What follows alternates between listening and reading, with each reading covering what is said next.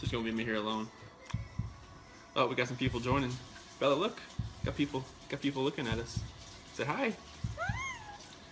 I don't want to be in it. Get lower.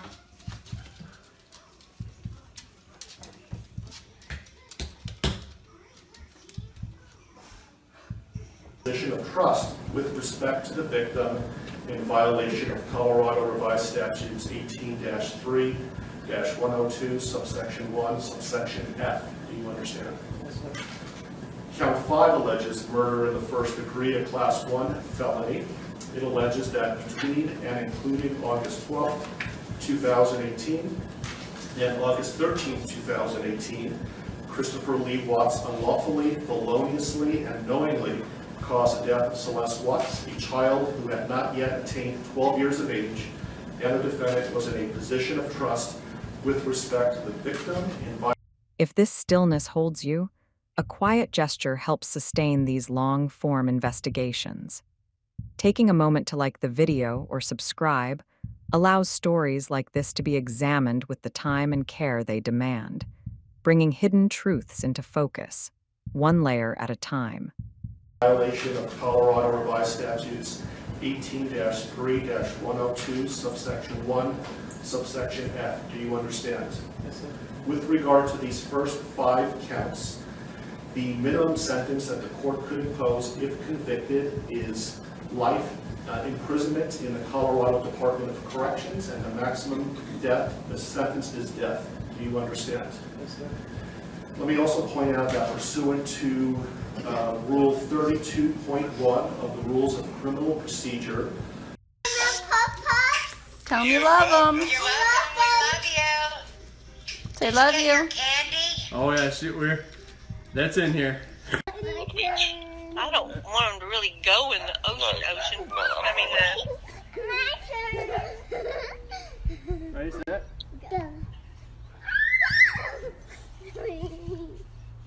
Ready, set? The pool opens in 2 weeks too. What's the degrees today? 85 last I checked. 120. Wow. No, Cece. Yeah. CC, get girl. Oh gosh. Oh my gosh. Are you kidding? She can climb that fence. Girls. Oh, CC Girls. Bella. Okay. You want chocolate? No chocolate? If you want chocolate, you just get this bowl. You want this one? The bigger one? We're gonna go. I love you too. This is the morning. This is why I love that I thrive. I just want them back. I just want them to come back. And if they're not safe right now, that's what's tearing me apart. Because if they are safe, they're coming back. But if they're not, this has got to stop. Like, somebody has to come forward. Objectively say that this is perhaps the most inhumane and vicious crime that I have handled out of the thousands of cases that I have seen. And nothing less than a maximum sentence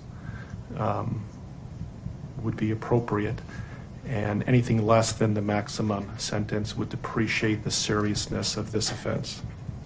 Deputies, I would respectfully ask that you take this defendant into custody and have him serve the rest of his life in the Department of Corrections.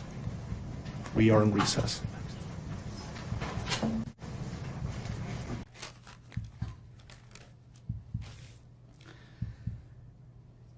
What I'd like to say to the court is that Shannon, Bella, and Nico are loving, caring people. They love life. They love being around people who love them. They always had good times. This is the first time they went to the beach this year, and they loved it. But God only knows what happened that night. Life will never be the same without Shannon, Bella, and Celeste and Nico. Had all their lives to live they were taken by a heartless one. This is the heartless one, the evil monster, who dare you take the lives of my daughters Shannon, Bella, Celeste, and Nico. I trusted you to take care of them, not kill them. And they also trusted you.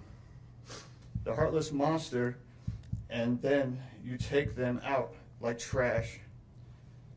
You disgust me. They were loving and caring people. You may have taken their bodies from me, but you will never take the love they had for me. They loved us more than you will ever know, because you don't know what love is. Because if you did, you would not have killed them. You monster, thought you would get away with this. I don't know how. The cameras do not lie. You carry them out like trash of the house. Yes, I seen the videotape. You buried my daughter Shannon and Nico in a shallow grave, and then you put Bella and Celeste in huge containers of crude oil. You heartless monster. You have to live with this vision every day of your life, and I hope you see that every time you close your eyes at night. Oh, I forgot. You have no heart or feelings or love. Let me tell you something. I will think of them every day of my life, and I love them every day of my life. Prison is too good for you. This is hard to say, but may God have mercy on your soul. I hope you enjoy your new life. It's nothing like the one you had out here. May the courts have no mercy on you. It's hard every day. It hurts in so many ways. I have heard people say that you're not a monster. No, you are not. You're an evil monster. Thank you. Love you, Shannon, Bella, and Nico. Love you, Pop and Dad.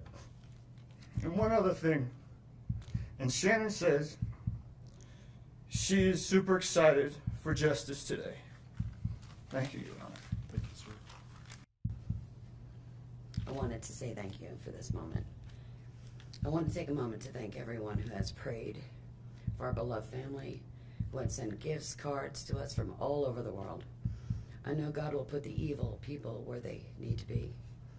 I also want to take the time to thank the town of Frederick, Greeley, FBI, the DA's office, the CBI, for exceptional work.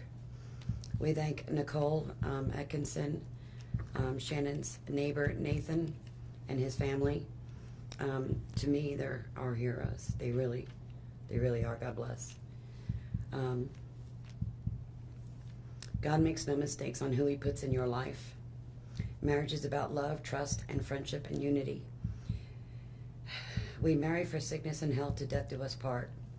Our daughter Shannon loved you with all of her heart. Your children loved you to the moon and back. Shannon's family was her world. Shannon put a crown on your head. But unfortunately, the day that you took their life, God removed that crown. We loved you like a son. We trusted you. Your faithful wife trusted you. Your children adored you, and they also trusted you. Your daughter Bella Marie sang a song proudly. And I don't know if you got to see it, but it was, "Daddy, you're my hero." I have no idea who gave you the right to take their lives.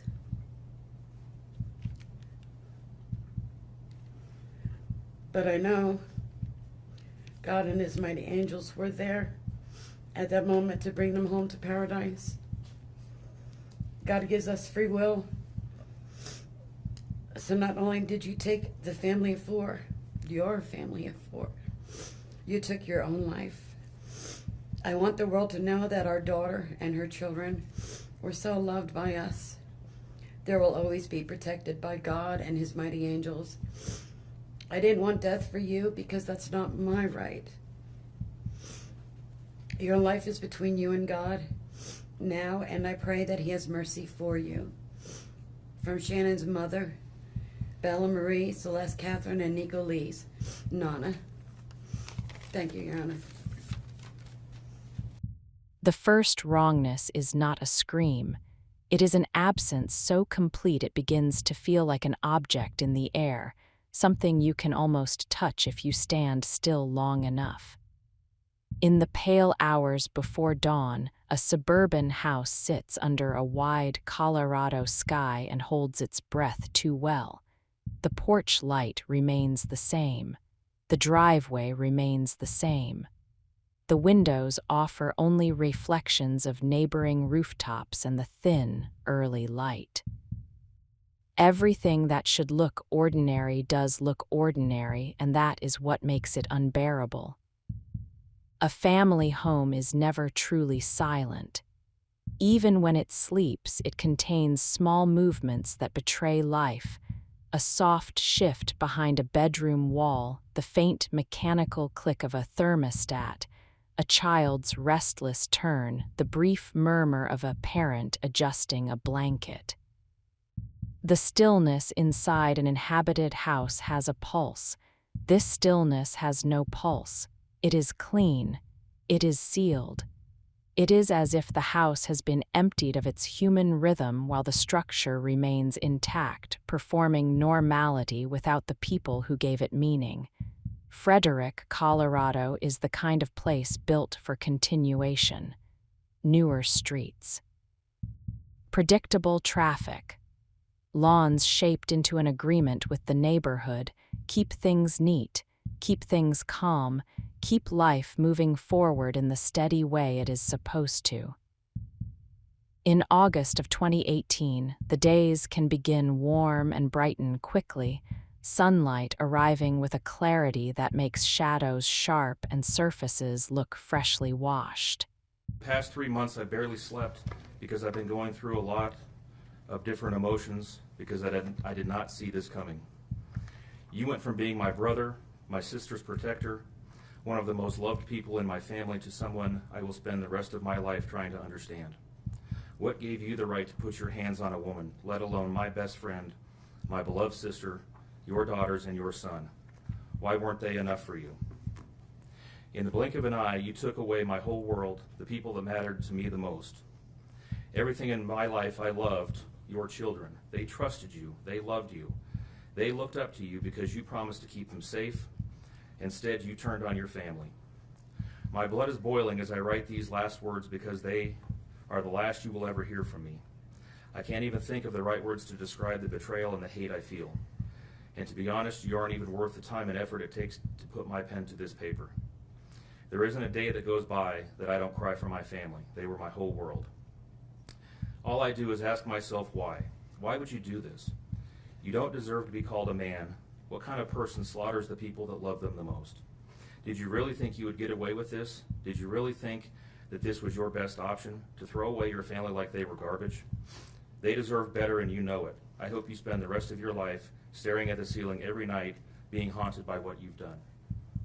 None of us deserved this. Hearing my mother and father cry themselves to sleep in this hotel room causes me anguish that is beyond words. I can't describe how this feels, how badly my heart is breaking for my poor parents. We trusted you. You have taken away my family from this earth, but you can never take them from my heart. You took away my privilege of being an uncle to the most precious little girls I've ever known.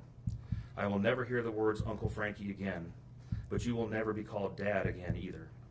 You'll never be able to put your hands on another woman, let alone my best friend, my beloved sister, and your son. I just can't comprehend how they weren't enough for you. Shanann, Bella, and Cece loved you more than anyone. You were their hero. How could you destroy the people who loved them the most? I pray that you never have a moment's peace or a good night's rest in the cage you'll spend every day of your life in. A cage you are privileged to live in because my family isn't evil like you. We begged the district attorney to spare your life because despite everything, we believe that no one has the right to take the life of another, even someone like you. I feel sorry for your family. I know the pain that they must feel knowing that they can't hug you, because that's how my mother, father, and I feel every time we cry for our family. Nothing hurts more than watching or hearing my family weep for their loved ones. I just wish that I could tell that you would tell the truth, but I know that that is asking for more than you are capable of. I stayed up all night writing this statement. I don't sleep because of you. My life will never be the same because of you. but at least my conscience is clear. I get to live free, but I can't say the same for you. I haven't slept in 2 days because I've been anxiously waiting for this moment, the moment I get to tell you how I feel, how this has affected my family and I. My family and I can finally grieve after today. If anything, we will come out of this stronger today than we were before, and we will continue to pray for your family. Sincerely, Frankie Rusick. Thank you, Mr. Rusick. I'm Cindy Watts. Ron Watson. Thank you. And I have authorized you to make a statement to the court as paternal grandparents of the children. And if you choose not to make a statement, but your designee, Ms. Powers, chooses to, she can do so as well. How would you like to proceed Can today? I read that? I want you to start, but I would like to read Who's that. going to be speaking today? Your Honor, initially, they've asked me, and they're hoping that they have the strength to speak, but if they do not, they've written out their statements and asked me to finish for them. So That would be fine. Who would like to go first? if I could start, Your Honor. On behalf of the Watts, Your Honor, and to the community, we thank you for the opportunity and the recognition under the Victim Bill of Rights. We come today as the grandparents and the parent of the daughter and children whose life was taken in this case. We are not here to ask for leniency. We are not in any way condoning or tolerating the crime that has occurred and the pain that has been caused. We join in our daughter-in-law and grandchildren's family in saying this should never have happened. This is not condonable. This is something that we will never get over. We appreciate the consideration that everyone has paid, most especially the families that have lost everyone. We appreciate that they begged for Christopher's life. We agree and echo what they have said, that it is not his place to take anyone's life, nor would it be our place as a community to take his life. So we thank you for the opportunity and for every consideration and effort that's been put out. The prosecution in this case has in fact respected the Victim Bill of Rights. They took the time to explain that the information that my clients had at the time that they were interviewed was not correct. They were misinformed. They were searching for answers. They were not intending to cause any pain to anyone, and they appreciate that the prosecution answered their questions and gave them the time and the respect and the consideration so that they could tell this court and everyone in this community that the interview content was not their message, that they accept that their son has done this, that they accept that he chose to plead guilty, that he sought and requested their consent and agreement for a life sentence. They appreciate that he is given the opportunity to serve that life sentence. It is his responsibility, it is his sentence, and it is not enough to make up for what has done. We understand and we join the family in that we have questions. We don't know how such a thing could possibly happen, or that a man that was responsible for raising his children and protecting his wife would take the steps that he did, and that he would disregard their bodies and the love that he had for them and they had for him and everyone else, and take the gestures and put this community through the investigation and the discovery and the responsibility of bringing justice.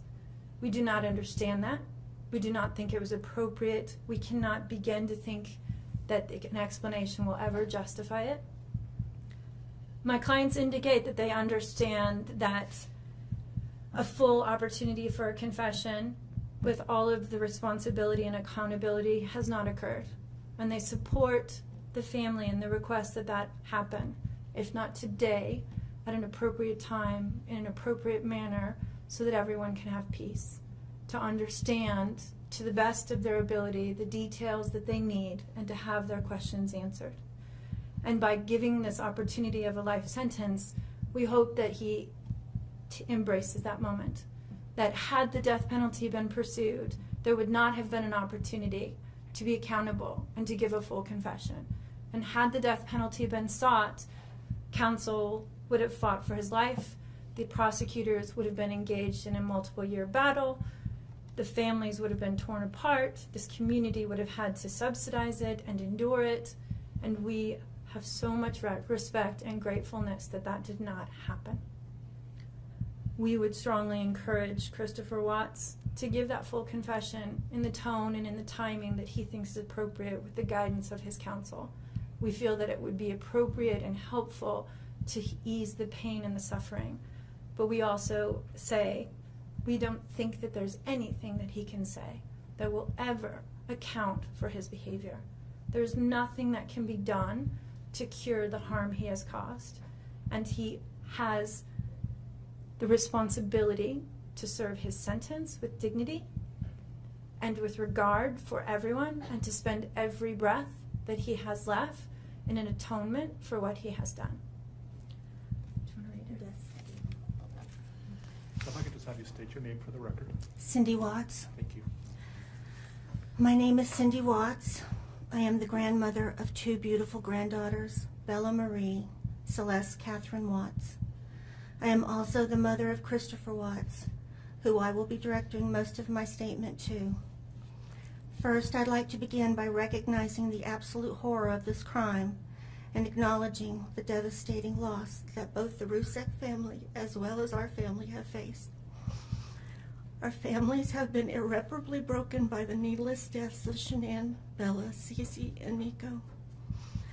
This is something we will never get over. We will always mourn the loss of our family, and in that we are united in our grief. I am still struggling to understand how and why this tragedy occurred. I may never be able to understand and accept it, but I pray for peace and healing for all of us. Now to my son Christopher. I have known you since the day you were born into this world. I have watched you grow from a quiet and sweet, curious child who Bella reminded me so much of, to a young man who worked hard in sports and later mechanics to achieve your goals. You are a good friend, brother, father, and son. We have loved you from the beginning, and we still love you now. This might be hard for some to understand, how I can sit here under these circumstances and tell you, although we are heartbroken, although we can't imagine what could have led us to this day, but we love you. Maybe you can't believe it either. As the Lord said in Jeremiah 3:31, I have loved you with an everlasting love. Therefore, I have continued my faithfulness to you. And you, as your mother, Chris, I have always loved you, and I still do. I hate what has happened. Your father and sister and I are struggling to understand why. But we will remain faithful as your family, just as God remains faithful because of his unconditional love for us all. We love you, and we forgive you, son.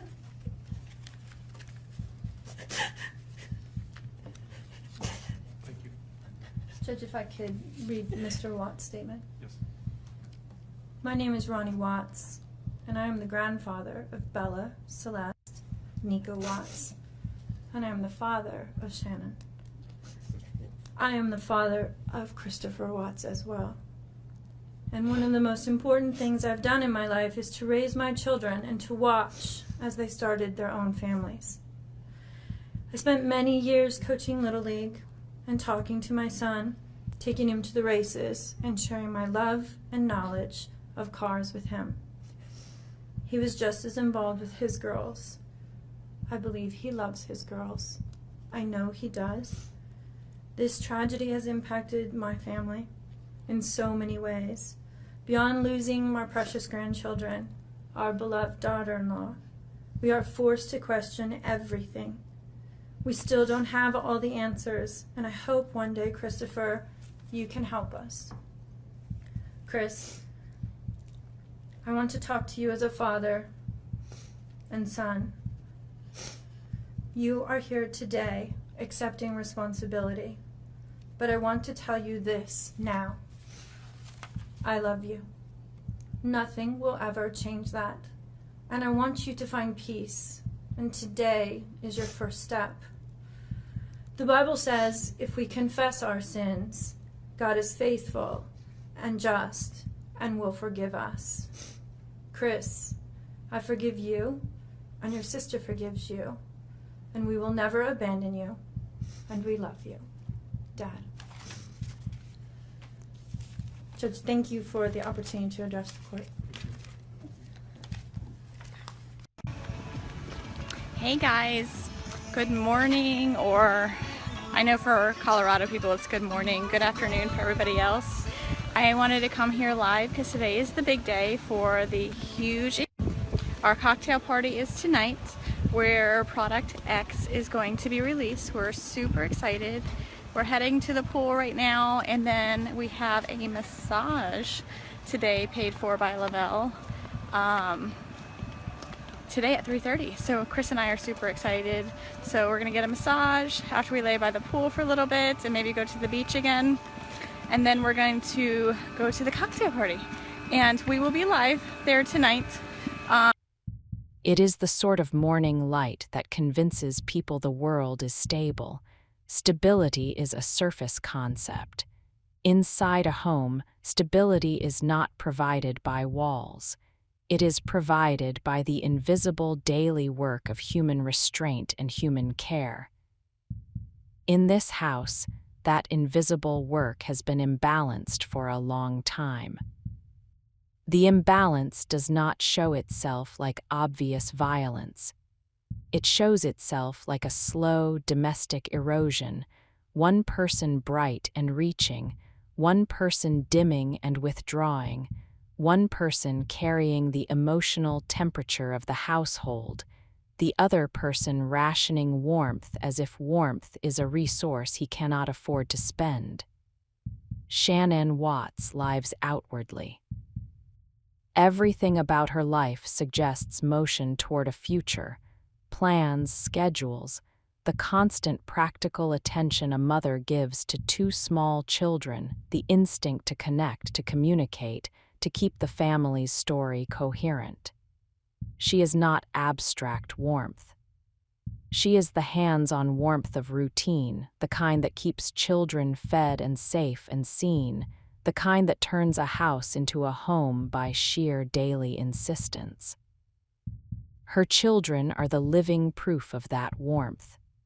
Their world is small enough to be shaped entirely by the atmosphere around them.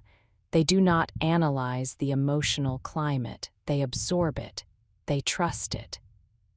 They assume, with the unquestioning certainty children are designed to have, that the adults in their home exist to protect them from harm, especially harm they cannot imagine. Chris Watts is present in the household in a different way. On the surface, he is the kind of man the neighborhood does not notice. He fits. He looks like routine. He moves with a contained quiet that can be mistaken for steadiness. In public, this kind of restraint reads as harmless. It reads as calm. It reads as a person who does not make trouble. Inside a marriage, that same restraint can become control. Control is not always loud. It does not always arrive as commands or threats. It can arrive as withholding, as silence that forces the other person to fill the space, as emotional absence that makes a partner work harder for reassurance.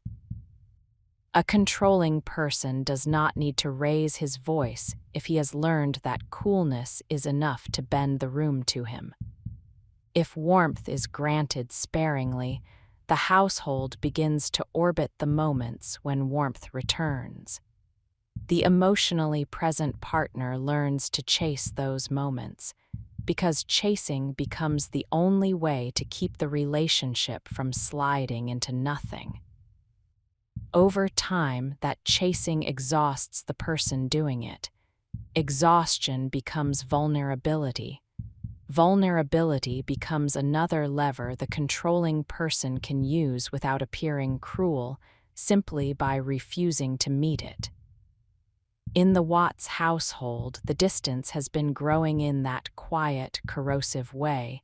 It is not a distance that forces a clean break. It is a distance that forces ambiguity, and ambiguity is where manipulation thrives. Shannon feels the shift, and because she is emotionally engaged, she tries to name it, tries to pull it back into shared reality. Her effort becomes visible. His withholding becomes invisible by comparison because invisibility can masquerade as neutrality. At the same time, the household is carrying another pressure: pregnancy. A third child is on the way, and pregnancy is the most physical form of future. It is continuity that cannot be argued away.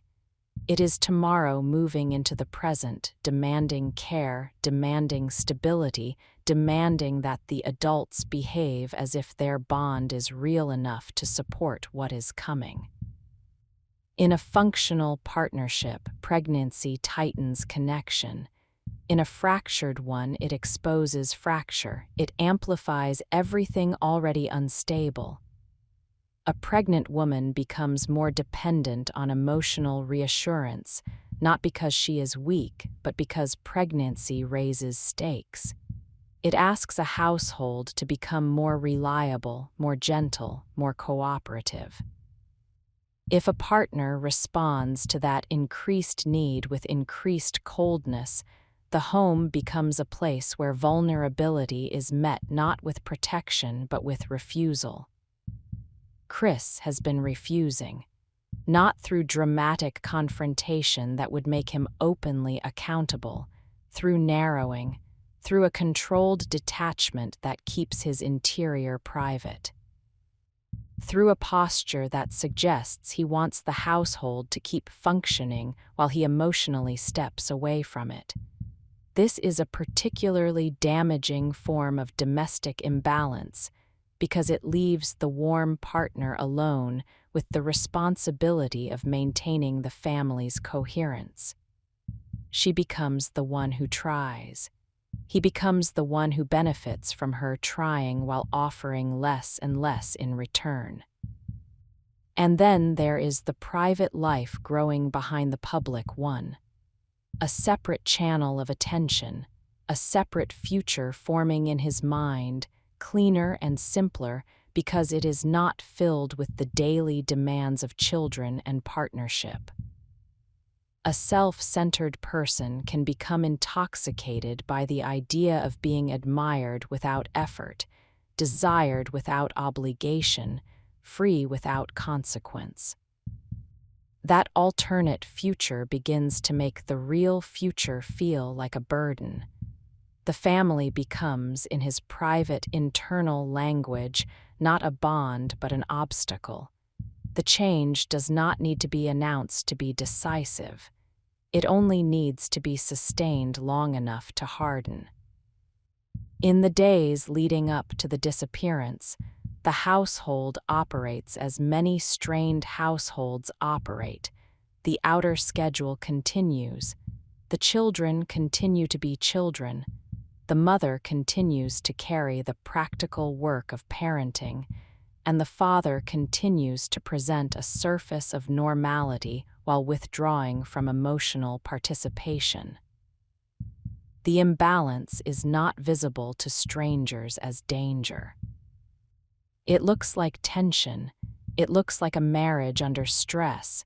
It looks like something that might be repaired if both people try. But both people are not trying.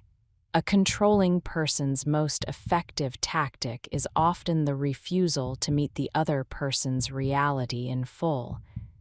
If he stays cool enough, he can make her feel excessive for needing warmth. If he stays quiet enough, he can make her feel unstable for needing clarity. If he stays self-contained enough, he can force her to carry the relationship's emotional weight while he remains insulated. by the time the final night arrives, the house is not a neutral container anymore. It is an environment shaped by that imbalance. Shannon returns late, tired in a deep way, still living inside the assumption that a family can be steadied by effort. The children are asleep, their small bodies surrendered to trust. The rooms hold the familiar clutter of domestic life, objects left where children leave them, household tasks waiting for the next day, the quiet, ordinary evidence that the family expected to wake up and continue. Chris is there with the stillness of someone who has already moved his mind elsewhere. The hours before dawn are when a household is most defenseless, not because doors are unlocked, but because the people inside are unguarded by consciousness. In those hours, the only true barrier against harm is the moral boundary inside the adult who holds the most power. Most people carry that boundary without thinking. It is the automatic refusal to treat loved ones as expendable. It is the internal limit that makes certain actions unthinkable regardless of stress or desire. In this house, that limit has been eroding in private for a long time. Morning comes the way it always comes, indifferent and clean. The sky lightens. The street begins to stir with the first signs of routine, a car starting in the distance, a garage door humming open, the sound of someone's day beginning. In that ordinary rhythm, a man leaving for work is not unusual. It belongs to the neighborhood's daily language. Chris moves through the early hours with a contained purpose that does not match the idea of sudden chaos. His movements are not frantic, they are deliberate. He attends to his vehicle. He moves in and out of the garage area. He handles the morning the way someone handles a task, not the way someone handles the possibility that his entire life is about to collapse. He drives away into the brightening day, and the house remains behind him, still and sealed. For a time, nothing erupts. The neighborhood does not gather. The street does not change. That is one of the most unsettling realities of domestic catastrophe. It can exist for hours beneath the same ordinary sunlight as every other day. There is no alarm built into suburban life for the moment a family disappears. The first alarm is pattern, and pattern takes time to fail loudly enough to be recognized. The recognition begins elsewhere, with the absence of small signals that modern life has trained people to rely on. A mother who is responsive stops being responsive. Plans that were supposed to be confirmed remain unconfirmed. The ordinary thread of communication snaps, and the snap is felt by someone who knows the difference between a delay and a vanishing. Concern arrives cautiously at first because the mind does not want to leap into horror. It searches for benign explanations the way it always does. Fatigue, a dead phone, a misunderstanding, a momentary disruption. But benign explanations cannot survive long when a house contains evidence of interruption rather than choice. Inside the home, the objects that should move with a pregnant woman and 2 children do not move. The practical necessities of departure remain. The domestic scene looks paused, not emptied by decision. The silence does not feel like someone left. It feels like someone was removed from their own routine. As the concern becomes shared, attention gathers around the house. Chris is pulled back into the center of the widening alarm, and he re-enters the story as the one person still present, still moving, still able to occupy space where the missing family cannot. His demeanor becomes part of the atmosphere. He appears available. He appears cooperative. He appears to do what is expected, yet his emotional temperature remains curiously controlled. The calm does not break. The contained posture does not dissolve into the kind of disorganized fear people expect from a man whose pregnant wife and children have vanished. The mismatch is quiet but persistent, like a note that does not fit the melody of the day. As scrutiny tightens, the case begins to shift from soft concern to hard reconstruction. Cameras, routines, timestamps begin to matter more than impressions. The story starts to move toward the places Chris's morning can be mapped and verified, toward the geography of his work and the narrow route between home and that geography. The corridor begins to form, narrowing with each fixed point, and in that corridor, calm becomes less powerful than record. The street remains bright. The house remains intact. The world continues to behave as if normal life is guaranteed. But the absence inside this story is already too complete, and as the day advances and the corridor narrows, the wrongness that began as a quiet stillness at dawn starts to take on a sharper shape, as if the world is no longer asking whether something is wrong, but preparing itself to learn exactly how irreversible it is. Irreversible it is, and the mind does not accept irreversibility all at once. It accepts it in layers, each layer arriving with a new fixed point that removes another refuge of hope. The first fixed points are always ordinary. They do not look like tragedy. They look like a schedule. They look like time stamps. They look like mundane routines that most people move through without thinking.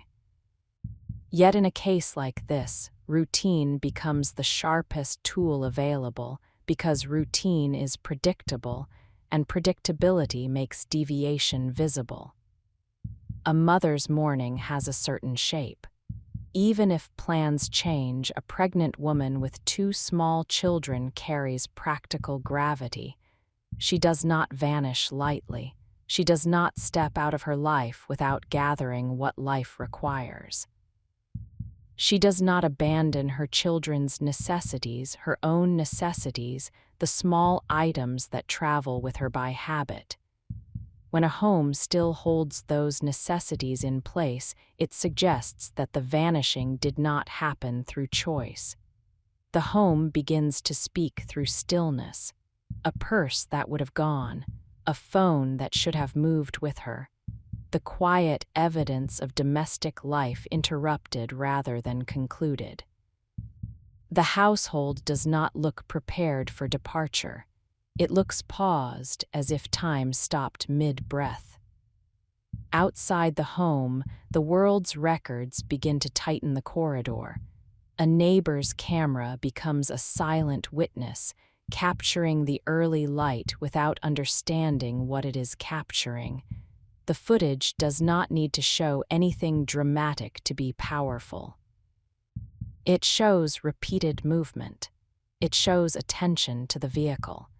It shows a man operating within the familiar geometry of his driveway in a way that feels more deliberate than confused. It shows activity at an hour when the street is too quiet to absorb unusual motion into the general noise of the day. The more closely the morning is examined, the less room it leaves for benign ambiguity. A man leaving for work is ordinary. A man moving with purpose while his family's presence evaporates is not. The record does not accuse. It simply sits there, indifferent, allowing others to draw the only conclusions that fit. As pressure grows, Chris attempts to remain inside the posture that has served him for years, controlled, contained, minimally expressive. It is the posture of someone who believes that if he does not fracture outwardly, he can keep the world from fracturing inwardly into suspicion. He offers cooperation in form. He offers accessibility. He moves through the expected motions, but the emotional vacancy remains, and vacancy in the face of missing children is difficult to tolerate. The case begins to move faster, not because anyone wants it to, but because modern life does not allow certain mysteries to linger. Devices and accounts and digital traces create an unintended net, and in the tightening of that net, the story is pulled toward the places Chris cannot fully manage with demeanor. The geography of his work becomes unavoidable. Work is not just a job, it is a map, it is a route, it is a set of locations that can be checked, it is a timeline that does not depend on memory. When a husband's mourning becomes the only stable point in a family's disappearance, the route from home to work becomes a corridor that must be examined inch by inch, because the missing have no reason to be in that corridor unless they were carried into it. Industrial landscapes carry a different kind of silence from suburban streets. The silence is not domestic, it is functional. It belongs to machinery, to distance, to open ground shaped for utility rather than life. In such places, the human body feels smaller. The horizon feels indifferent. The air feels less forgiving. When the search turns toward these landscapes, the story's atmosphere darkens without needing any sensational detail. The wrongness is inherent. A mother and 2 children do not belong here, not in the ordinary meaning of belonging. Chris, as the corridor tightens, continues to behave like a man attempting to manage a narrative rather than inhabit panic.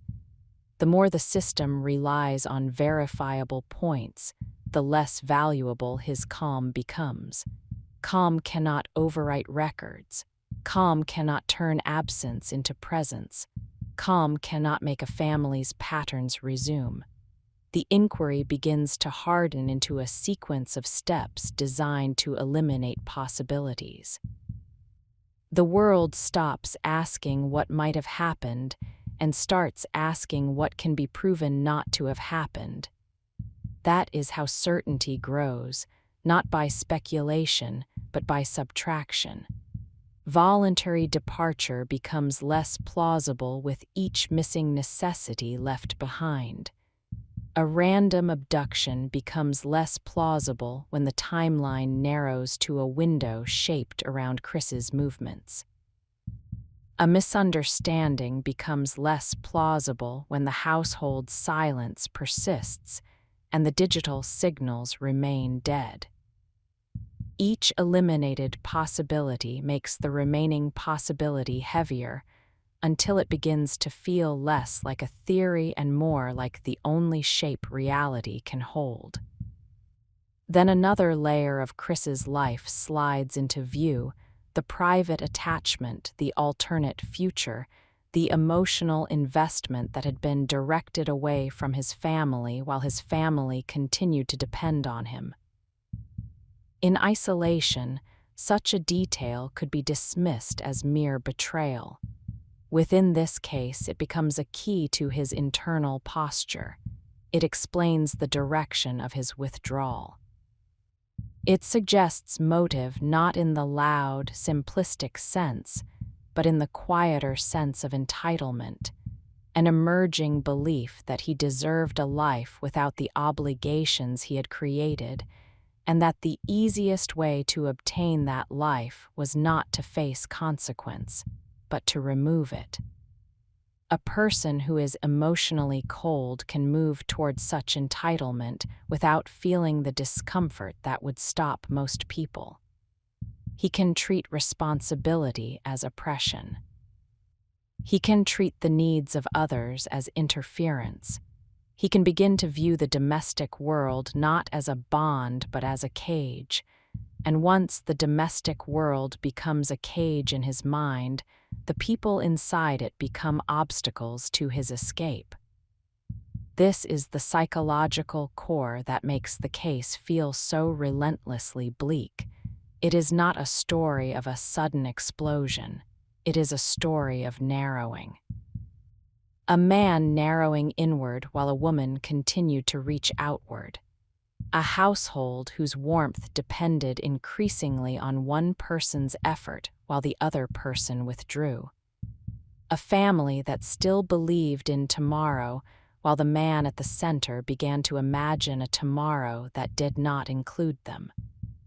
When the investigative pressure reaches its decisive points, the shift from uncertainty to certainty does not feel like resolution. It feels like air being removed from a room. Hope does not disappear neatly. It collapses. It leaves behind a stunned quiet in those who had been clinging to it because the mind is not designed to transition smoothly from missing to gone. The body resists. It wants to keep searching for the version of reality where the family is found alive, shaken but intact, returning to their home as if the day's terror could be folded back into routine. But routine has already been destroyed. The consequences of what is learned begin to settle into the public consciousness, and as they do, the case becomes less about where the family went and more about who Chris has been beneath the calm. His controlled exterior is no longer interpreted as steadiness. It begins to read as absence. His self-containment is no longer interpreted as strength. It begins to read as insulation. Insulation from empathy. Insulation from the human reality of the lives that depended on him. In the days that follow, the story moves toward legal consequence with a slow inevitability that feels almost cruel in its pacing, because grief moves faster than systems do. Systems require steps, paper, formality, procedure, rooms where bodies must sit and wait as if waiting is a normal act, even when the subject is a mother and children who will never return. The atmosphere of those rooms is heavy in a specific way. It is not theatrical, it is oppressive. It carries the weight of absence as its dominant presence. The victims are not there. Their absence fills the space more completely than any body could. The perpetrator, by contrast, remains physically present, occupying a chair, occupying time, continuing to exist in a way the victims cannot. This imbalance becomes one of the case's most enduring injuries because it cannot be repaired. A sentence can contain him. It cannot restore them. It cannot rebalance time. It cannot turn absence back into life.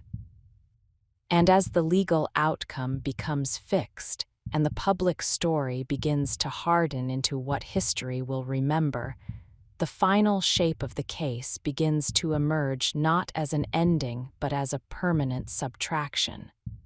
A family removed from an ordinary street under ordinary morning light. And a man whose calm, once mistaken for harmlessness, now reads as the chilling signature of someone who learned to live without fully acknowledging the humanity beside him, long before the world understood there was anything to fear. To fear, and once that fear becomes clear enough to be named, it does not behave like an event that ends. It behaves like a pressure that rearranges everything around it. The case settles into the public world in a sequence of formal outcomes, yet the private world, the world where family life is supposed to be protected by intimacy, remains the case's most unsettling terrain. because the true disturbance is not only that violence occurred, but that it occurred within the relationship that should have formed the strongest boundary against harm. The home was not breached. The home was used. In the months that follow, the public record begins to feel both complete and inadequate. Complete because the system has done what it can do. It has fixed responsibility, imposed a sentence, reduced the chaos into a set of decisions the state can stand behind. Inadequate because the record cannot hold the full human reality of what was removed. A file can list dates and outcomes. It cannot list all the unlived mornings. It cannot list the small future moments that were supposed to arrive automatically: the next birthday, the next holiday, the next school photo, the next quiet night when a mother would have checked on sleeping children and felt, briefly, that ordinary life was enough. This is one of the story's quiet brutalities. The victims were not removed from a dramatic life. They were removed from an ordinary life, and ordinary life contains most of what makes existence meaningful. The house continues to sit in the background of the public imagination like a fixed symbol of that ordinariness. It looks like countless other houses. It resembles the default picture of a family's future: rooms designed for growth, a kitchen designed for routine, stairs designed for small feet running up and down, walls designed to be marked by time. The house does not look like a crime seen from the outside. It looks like a promise that was interrupted, and that is why it remains so difficult to see without feeling the mind recoil. Over time, the story begins to separate into two timelines: the timeline of public procedure and the timeline of private reality. Public procedure is clean in the way systems are clean. It moves in steps. It produces documents. It converts tragedy into adjudication. It creates a conclusion that can be described as finished, yet private reality does not consent to that finishing. It persists in the bodies of those who knew Shannon and the children, and it persists even in the minds of strangers because the case has an uncommon emotional clarity. The victim's humanity remains visible, and the perpetrator's emotional vacancy remains difficult to reconcile with ordinary expectations of fatherhood. Chris's continued existence inside confinement is often described as punishment, but confinement is not the same as moral reckoning. Confinement restricts movement. It restricts choice. It narrows the external world. It does not automatically widen the internal world. A person who has lived through emotional withdrawal as a method of control does not necessarily become more emotionally available when the world becomes smaller. Sometimes the smaller world makes it easier to remain sealed. There are fewer relationships to manage, fewer demands for reciprocity, fewer opportunities for the warm, corrective force of ordinary human connection to insist on accountability. The internal posture that appears throughout this story, coldness, control, a tendency to prioritize self-preservation, can, in confinement, become a kind of survival method.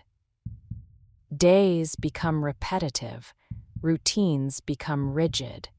The environment rewards compliance and punishes disruption. A person who can live without deep emotional engagement can endure monotony differently from a person whose identity depends on connection. This is not an absolution.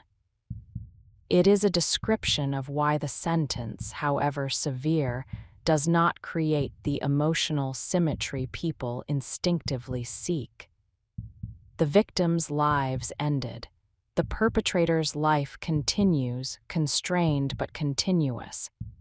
That imbalance cannot be repaired by any system built by human beings because the imbalance is not procedural, it is existential.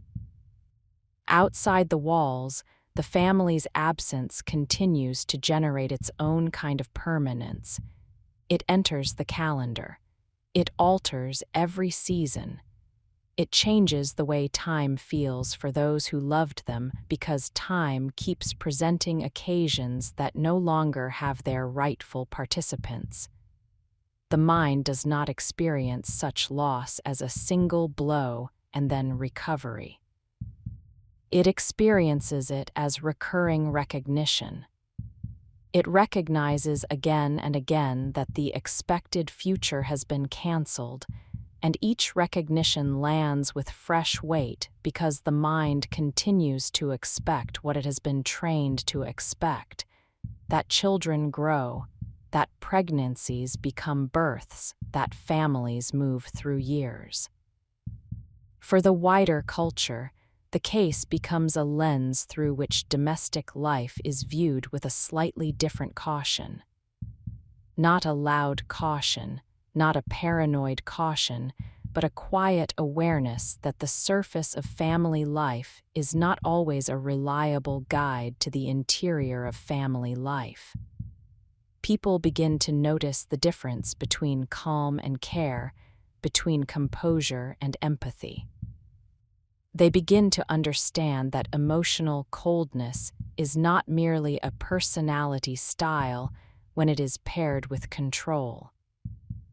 It can become an environment that shapes the entire household, forcing the emotionally present partner into increasing effort while insulating the emotionally withholding partner from responsibility.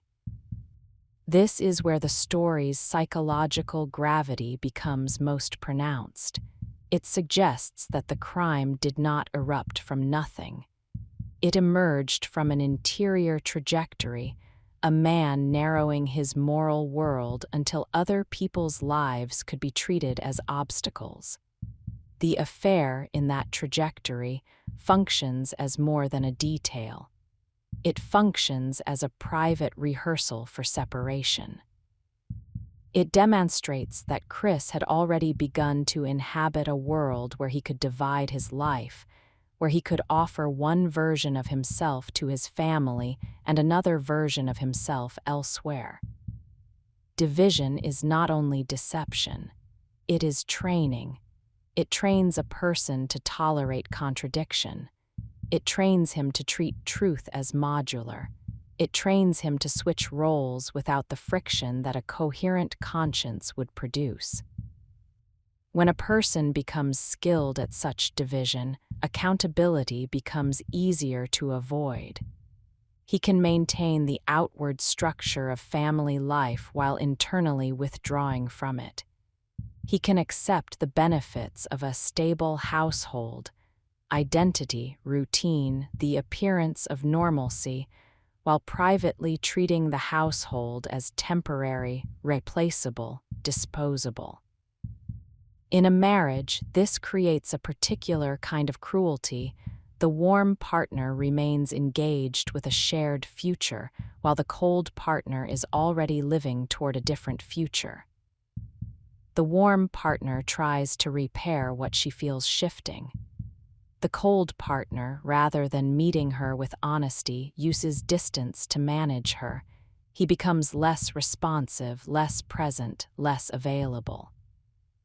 He forces her into uncertainty. Uncertainty becomes exhausting. Exhaustion makes her more vulnerable, more desperate for clarity, more exposed in her need. From the outside, that exposure can look like emotional intensity. From the inside, it is survival, an attempt to restore stability in a relationship that is quietly being unmade by the person who holds more emotional control. Shannon, in this dynamic, becomes the human embodiment of effort and vulnerability. She is not perfect. She does not need to be. Her humanity is visible in the ordinary ways human beings struggle, trying to hold onto connection, trying to keep the household coherent, trying to protect the future she believes is still possible. Her warmth is not theatrical, it is practical. It is the kind of warmth that makes a family function. The children, meanwhile, exist as pure dependents. They do not have the power to interpret the adult weather around them, they only feel it. They rely on the adults to keep their world safe, and that reliance is total. This is why their absence remains the most unbearable feature of the case. It represents not only loss, but the collapse of the fundamental assumption that the people who create a child's world will not destroy it. When the public revisits the case, it often returns to the early phase of the disappearance because that phase contains the story's most disorienting contrast. The world is still operating under the expectation that the family might be found. The neighborhood is still bright. The house is still intact. The story still has space for hope. And Chris is still moving through that space with a composure that feels increasingly incompatible with what the situation demands. That incompatibility is what lingers. Not because composure is inherently incriminating, but because in this context, it reads as emotional vacancy, an absence of the involuntary disorganization that most people associate with genuine fear. The case quietly teaches that a controlled exterior is not always a sign of internal stability. It can be a sign of internal disconnection. It can be the outward expression of a person who is protecting himself first, who is managing perception because perception is one of the few things he believes he can still control.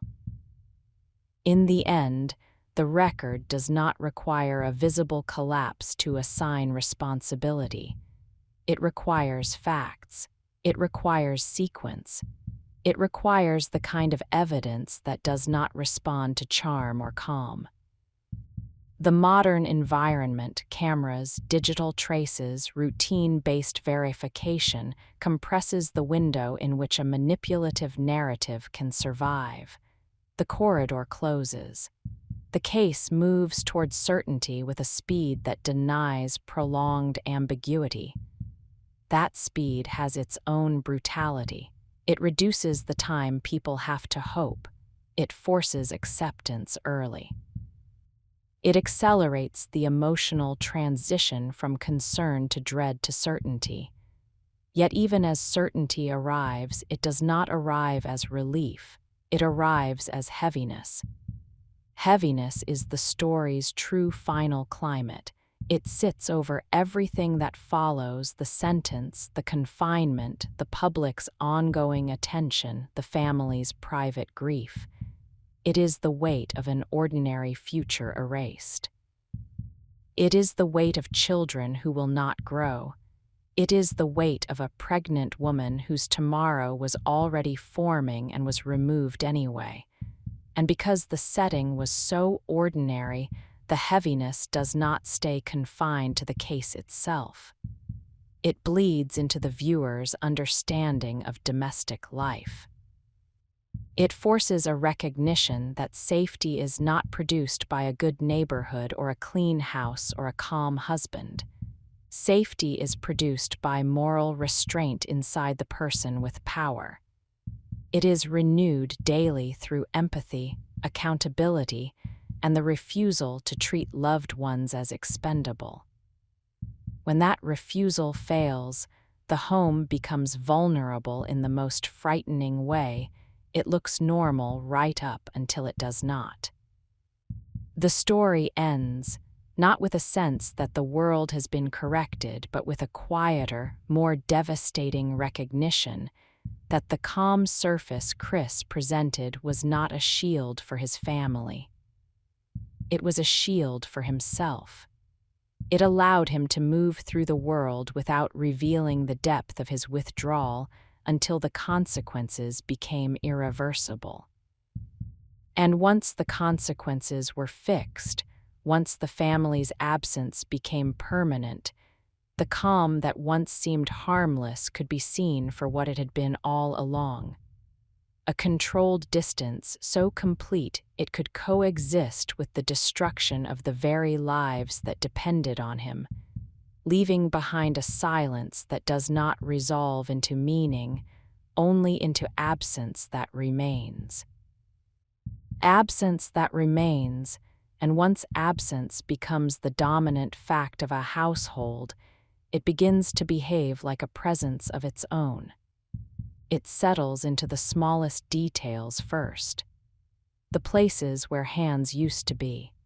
The spaces where children used to leave evidence of themselves without thinking, a toy abandoned mid-game, a tiny shoe kicked off and forgotten, a smear of color on a countertop that no adult can fully keep clean in a house where life is happening at full speed.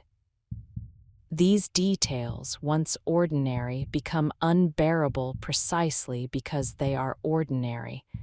They were meant to be temporary messes in a living home.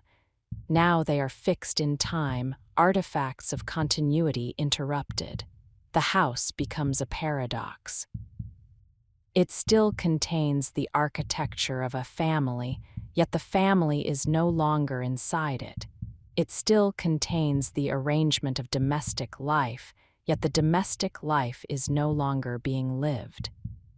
The light can be turned on and off, the doors can open and close, the rooms can be walked through, but these motions feel like imitations. They do not restore the function the space was built to serve. And when a space loses its function, it exposes the human truth that function was never the walls. Function was the people. In the wake of a case like this, the public realm produces a kind of procedural finality that is often mistaken for emotional finality. The steps of consequence move forward, paperwork, schedules, controlled environments where time is broken into appointments, hearings, decisions. Systems do what systems are designed to do. They convert the unmanageable into process. They give a shape to accountability that society can accept as an answer, even when the answer cannot heal what happened. Yet the emotional reality does not accept process as closure. It remains stuck to the fact that the victims were not removed from a dramatic life. They were removed from an ordinary life that was still unfolding with all the mundane hopes a family carries without naming them. A mother expecting to watch her children grow. Children expecting to be carried into the next day. An unborn child expected to arrive into the world as naturally as seasons change. That ordinariness is what keeps the case heavy long after the details are known. Ordinary life is where most love lives. Ordinary life is where most safety is assumed. When ordinary life is broken this completely, the mind does not know where to place the damage, because the damage is not confined to a moment. It reaches outward into everything the victims were supposed to become. In the procedural world, the case becomes a set of established facts and a fixed outcome. Chris's future is narrowed into confinement, his time regulated, his choices reduced. The system takes away the easy freedoms of ordinary life, the casual right to move, to choose, to disappear into anonymity. It builds a boundary around him and calls that boundary justice. But justice, in its procedural form, cannot touch the core asymmetry of this story. Confinement cannot mirror erasure. It can only restrain. The victims remain absent in a way no sentence can replicate. Their absence is total, and total absence is not something a human system can answer fully. It can only acknowledge it and then move forward because systems must move forward or collapse. This is why the legal spaces surrounding such a case often feel both heavy and strangely hollow at the same time. Heavy, because everyone present carries the knowledge of what is missing. Hollow, because the victims themselves are not there to fill the space with life. Their presence exists only in names, in records, in the silent pressure of the fact that their bodies are no longer moving through the world. In those rooms, the perpetrator becomes an uncomfortable symbol of continuity. He is still physically there. He still occupies time. He still breathes. He still ages. His continued existence within the system is the most unresolvable imbalance in the entire story, not because the system is flawed, but because the system cannot reverse death. It cannot give time back. It can only restrict the person who took it. Outside the system, the story moves into its cultural afterlife, and cultural afterlife has its own peculiar logic. It is not guided by legal necessity. It is guided by human need, the need to understand how something so catastrophic could unfold in such an ordinary place, inside such a familiar structure as a family. The public returns again and again to the domestic dynamic that preceded the crime, because that dynamic feels like the only place where meaning might be found. Not meaning in the sense of justification, but meaning in the sense of pattern, an attempt to locate the slow shifts that made the unthinkable possible. In the Watts household, those shifts can be understood not as sudden changes, but as sustained imbalances. Chris's emotional coldness did not arrive in a single dramatic scene. It appears as a gradual withdrawal, a steady reduction of engagement, a quiet refusal to be reached. A self-centered person can move in this direction without confronting it honestly because the direction benefits him. It allows him to keep the structure of family life, its social stability, its outward appearance, while increasingly avoiding the inner obligations of family life. And when the other partner remains emotionally present, the imbalance becomes sharper. Shannon's warmth does not become less visible when Chris withdraws, it becomes more visible because warmth has to work harder in a cold environment. She communicates. She tries to repair. She tries to keep the household coherent. She tries to keep the marriage tethered to reality. Her effort becomes the household's visible energy, while his withdrawal becomes its invisible threat. This is how subtle domestic control can function. The controlling partner does not need to dominate through overt cruelty. He can dominate by setting the emotional terms of the relationship, deciding when warmth is available, when reassurance is given, when connection is allowed. The emotionally present partner, in response, begins to chase stability, and chasing can look like intensity. From the outside, that intensity can be misread as a personality problem. From the inside, it is often a response to emotional scarcity, a human attempt to restore balance where balance is being withdrawn. In a household with children, this imbalance is not contained to the marriage. Children feel it as atmosphere. They may not understand it intellectually, but their bodies register it. The difference between a home where warmth is steady and a home where warmth is unpredictable. In a steady home, children relax into trust. In an unpredictable home, they adjust in small ways, watching adults more carefully, seeking reassurance more often, clinging more tightly to the parent who feels emotionally available. The cruelty in this case is that the parent who was emotionally available appears to have been the one carrying the burden of both motherhood and marital repair, while the parent who held more emotional power was withdrawing and building an alternative life in his mind. That alternative life, once it exists, becomes a competing gravity. It pulls the self-centered person away from responsibility because it offers him a world where he can feel admired without being accountable. The affair, in this context, becomes less about romance and more about escape. It becomes a private rehearsal for a future in which he does not have to answer to the needs of his family. It becomes a place where his identity can be simpler, where his obligations can be minimized, where he can feel centered without the daily demands of fatherhood and partnership pressing against him. A person capable of manipulation can maintain this split life longer than most people expect. He can appear normal at home while emotionally investing elsewhere. He can offer minimal engagement while still benefiting from the household structure. He can preserve the surface of stability while the interior collapses.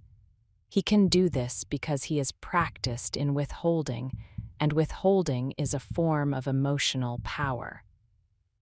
It keeps the other partner uncertain, it keeps her working, it keeps the household functioning even when the relationship is rotting. Over time, such a split life can change the internal language a person uses to describe his family. Obligations become constraints. Requests become demands. Vulnerability becomes inconvenience. A pregnant spouse becomes pressure. Children become ties. And once human beings are reduced to roles and burdens in someone's mind, the moral barrier that should protect them begins to weaken. This weakening is the quiet prelude to catastrophe, and it is why the case remains so difficult to absorb. Because it suggests that the crime was not an isolated moment of violence detached from the preceding life. It suggests a moral drift, a prolonged internal movement away from empathy and toward entitlement. When the public revisits the early morning footage, when it revisits the calm demeanor, when it revisits the controlled responses, it often senses that drift indirectly. The calm looks less like composure and more like insulation. The steady posture looks less like stability and more like a person trying to remain in control of the narrative rather than in contact with the human reality of what has been done. This is not an accusation shouted aloud. It is a quiet realization that arrives when the facts are already fixed, when the victims are already gone, and when the only remaining work is to understand what kind of emotional architecture allows a person to erase his family and still attempt to present himself as ordinary. The case does not offer comfort in that understanding. It offers only clarity, and clarity is heavy.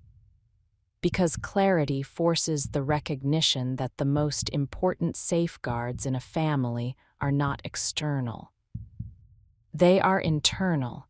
They are moral boundaries that live inside the people who hold power in the household.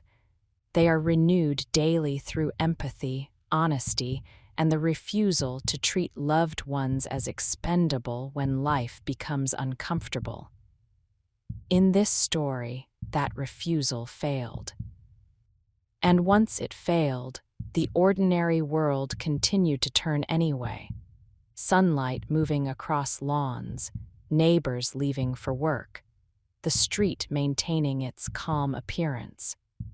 While the absence inside one home deepened into permanence, leaving behind a silence that does not behave like the end of a story, but like the beginning of a long, unresolved aftermath that will continue to echo wherever ordinary domestic life is assumed to be safe. Assumed to be safe because the case does not remain confined to its own facts. It lingers as a disturbance in the way people interpret the most familiar human arrangements. It teaches, without announcing itself as a lesson, that domestic life can contain two realities at once: the reality that is lived outwardly, photographs, routines, the visible shape of family, and the reality that is lived inwardly, sealed behind one person's controlled demeanor. Most households do not carry a hidden interior reality so corrosive that it becomes catastrophic. But the mind, once exposed to this story, understands that the possibility exists, and that understanding changes how silence is heard. Silence in many homes is simply rest. In this story, silence becomes something else, an instrument. It is used as a way of keeping another person uncertain, a way of making her work harder for connection, a way of maintaining emotional dominance without overt aggression. Over time, that kind of silence becomes a climate. It shapes the warm partner's behavior because warmth in a cold climate must constantly prove itself. She reaches, she explains, she tries to repair, she tries to keep the marriage tethered to something real. The more she tries, the more she exposes her need. The more she exposes her need, the easier it becomes for a cold partner to treat her need as unreasonable, not by arguing with it openly, but by refusing to meet it. This is the quiet mechanism that makes control possible without spectacle. It does not require screaming. It requires endurance. It requires the warm partner to keep believing that effort will be met with effort, and the controlling partner to keep benefiting from that belief while giving less and less. It is a slow, domestic draining of equilibrium. In the Watts story, the draining did not simply make the marriage unhappy. It appears to have made the marriage dangerous because the draining coincided with a private rerouting of Chris's emotional investment. His attention moved toward a different future, a different identity. Once that alternative identity takes hold in the mind of a self-centered person, the existing family identity begins to feel like an obstacle to be cleared rather than a responsibility to be honored. The most chilling aspect is how ordinary this rerouting can appear from the outside. People do not look at a quiet man and immediately imagine a sealed interior life. They look at him and imagine mildness. They imagine stability. They imagine that calm equals care, yet calm can be empty, calm can be performed, calm can be a form of concealment, a surface maintained precisely because it prevents others from seeing the internal disorder underneath. When the case enters public consciousness, that surface becomes part of what people cannot stop thinking about. The initial footage, the early demeanor, the controlled posture. These fragments become haunting not because they prove something on their own, but because they are now attached to an outcome that makes them retroactively ominous. They force the viewer to reckon with the possibility that the person's outward behavior was never aligned with the household's true emotional reality. That misalignment is what makes the story travel beyond itself. It turns into a quiet reference point that resurfaces whenever someone notices a relationship where one partner is always reaching and the other partner is always withholding. It resurfaces when someone hears about a home that looks stable but feels cold. It resurfaces when someone recognizes the subtle exhaustion in a person who is carrying the emotional weight of a household alone. Yet exhaustion is not evidence, and this is part of the story's complexity. The case does not permit simplistic suspicion. Many relationships contain imbalance and survive. Many people withdraw under stress and later return. Many couples pass through seasons of emotional distance and find their way back. The danger here was not distance alone. It was distance paired with a deeper interior drift, an entitlement that made the lives of others feel negotiable. When a person begins to treat loved ones as negotiable, the household becomes structurally vulnerable, because the ordinary safeguards of intimacy depend on an assumption of shared moral boundaries. Most spouses do not sleep beside someone believing that their vulnerability can be exploited to erase them. Most children do not fall asleep believing that the adult responsible for them might choose to end their lives to simplify his own future. The human mind is not built to live with that assumption, because living with it would make daily life impossible. And so, in most families, trust is automatic. It is the background condition. It does not have to be earned every morning. It simply exists. This case fractures the comfort of that background condition, not by turning trust into foolishness, but by showing how catastrophic the violation can be when trust is placed in a person whose interior boundaries have collapsed. After the sentence and the procedural ending, the story remains active because it keeps presenting the same impossible contrast: a warm, living family moving forward into an expected future, and a man moving inward, away from that future, while still occupying the role of husband and father. The coexistence of those two realities in one home is what makes the story feel like a kind of domestic eclipse: light still visible, darkness already moving across it. As the years pass, the case becomes part of the cultural archive, and archives have a particular power. They allow people to return again and again, to re-examine what is preserved, to test their own understanding against the fixed record. Each return reactivates the same quiet dread, the realization that the earliest signals of catastrophe were not dramatic. They were subtle shifts in behavior and atmosphere, the kind of shifts that can be normalized because normalizing is how people endure uncertainty. Normalization is not stupidity, it is survival. People normalize strain because life requires them to keep functioning.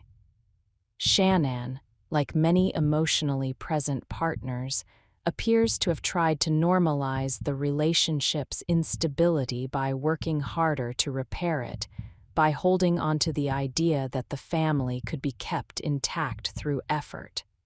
Her warmth was not passive, it was active.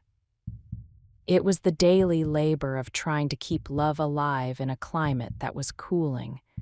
The children's existence within that climate remains the story's most devastating element because children cannot normalize the same way adults can. They do not have conceptual strategies for emotional scarcity. They simply depend. They attach. They trust. Their entire world is built around the belief that the adults will remain consistent. When the adult who holds the most power decides not to remain consistent, the result is not merely tragedy. It is the collapse of the most basic structure childhood relies on. And still, outside the home, the world continues to behave as if families are safe by default. That is the tension the story leaves behind, the ordinary world continuing without acknowledgement, while one household's absence remains a permanent wound in the record. The case does not resolve into a comforting explanation. It resolves into a stark alignment of facts and atmosphere, a man whose calmness was a controlled surface rather than a sign of care, a woman whose warmth was real and vulnerable, children whose dependence was absolute, and a morning that arrived with ordinary light while an irreversible decision had already been made. The aftermath continues to echo in that ordinary light, in that quiet street, in the way domestic life looks stable until it is suddenly, irrevocably not, and in the unsettling recognition that the most catastrophic acts do not always announce themselves with visible fury. Sometimes they emerge from a long, private erosion of empathy, carried out behind familiar walls, until the world is left not with mystery, but with a permanent absence that cannot be explained into relief. Into relief, because relief would require the world to return to what it was, and the world cannot return. It can only reorganize itself around the void, pretending, when it must, that the void is not the center of everything. In the procedural aftermath, the case is handled the way all such cases are handled, by converting a family into an entry in a system, by reducing an obliterated future into documents that can be stamped, signed, filed, retrieved. The system does not do this out of indifference. It does it because systems cannot hold grief without breaking. They can only hold structure, they can only hold sequence, they can only hold the necessary facts that allow consequence to be imposed. Those facts settle like cold stones. The family is gone. The house is no longer a place they will return to. The public question of where they are is replaced by the quieter, heavier question of how a man was able to live inside the role of husband and father while privately stepping away from the moral weight of those roles. As the legal process approaches its fixed outcome, the atmosphere changes again. The early phase of the case is shaped by movement, searching, verifying, narrowing. The later phase is shaped by stillness, stillness in controlled rooms, stillness in hallways where people wait, stillness in spaces where the air feels heavier because everyone in the room is forced to acknowledge the same basic fact: the victims are not here, and they will never be here again. A courtroom, when it holds an ordinary dispute, is merely formal. When it holds the end of a family, it becomes something else. It becomes a place where the human body feels too small to contain what has happened. The architecture is designed for procedure, not for sorrow. The lighting is practical. The seats are arranged for observation. The room does not change its shape to accommodate grief, and so grief must compress itself into posture, into eyes fixed on nothing, into hands held together too tightly, into breath taken shallowly as if air itself is a scarce resource. Chris occupies his place within that room as a continuing presence, and that continuing presence remains the story's deepest imbalance. He exists within the system's time. He stands when required. He sits when allowed. He moves through the formal steps as if they are tasks. His composure, which once functioned as camouflage in public, now functions as something else, a reminder that he is still here, still intact enough to participate, while the family he erased exists only as an absence shaping the room. The legal outcome, when it becomes fixed, does not feel like an ending. It feels like a door closing in a building where the most important rooms have already been emptied. It marks that the world has decided he will not return to ordinary life. It assigns him a future that is narrow and repetitive. It takes away the choices that made his outward existence possible. But no legal action can take away the fact that he took something that cannot be restored. The family's absence remains, and it begins to behave like a persistent echo in every space associated with them. It is present in the house, even when the house is no longer inhabited by them. It is present in the neighborhood, even when the neighborhood continues to function. It is present in the public imagination, even when public attention turns elsewhere, because the case has an unusual power to unsettle ordinary assumptions. That unsettling power does not come from mystery. It comes from familiarity. The family looked like so many families. The street looked like so many streets. The man looked like so many quiet men, contained, not overtly volatile, not visibly dangerous. The case forces the recognition that danger does not always arrive with the signals people have been trained to watch for. It can arrive instead with restraint and silence and an ordinary face. After the sentence, Chris's world becomes smaller in a literal sense. Confinement is not simply punishment, it is environment. It is a designed reduction of possibility. The days become regulated, the time becomes repetitive. The external world stops offering him the easy motion of choice. The new world he enters is made of rules, schedules, and controlled contact. Yet the internal world remains his own, and this is where the case's discomfort persists beyond the visible outcome. A person whose defining pattern has been emotional coldness does not automatically become emotionally available when external freedom is removed. If anything, the reduced world can make emotional withdrawal easier to maintain. There is less demanded of him in terms of reciprocity. There is less intimacy to manage. There are fewer opportunities for a warm human presence to force him into an honest confrontation with the lives he erased. The mind, when confronted with irreversible harm it has caused, often seeks a form of protection because full recognition is psychologically annihilating. For someone already practiced in self-protection through emotional distance, the defense can be remarkably durable. He can remain sealed. He can keep the interior compartment closed. He can reduce his attention to survival, to routine, to the narrow present. Outside the walls, the people who loved Shannon and the children are forced into the most punishing kind of time that continues without the people it was supposed to carry forward. For them, the legal outcome does not settle anything.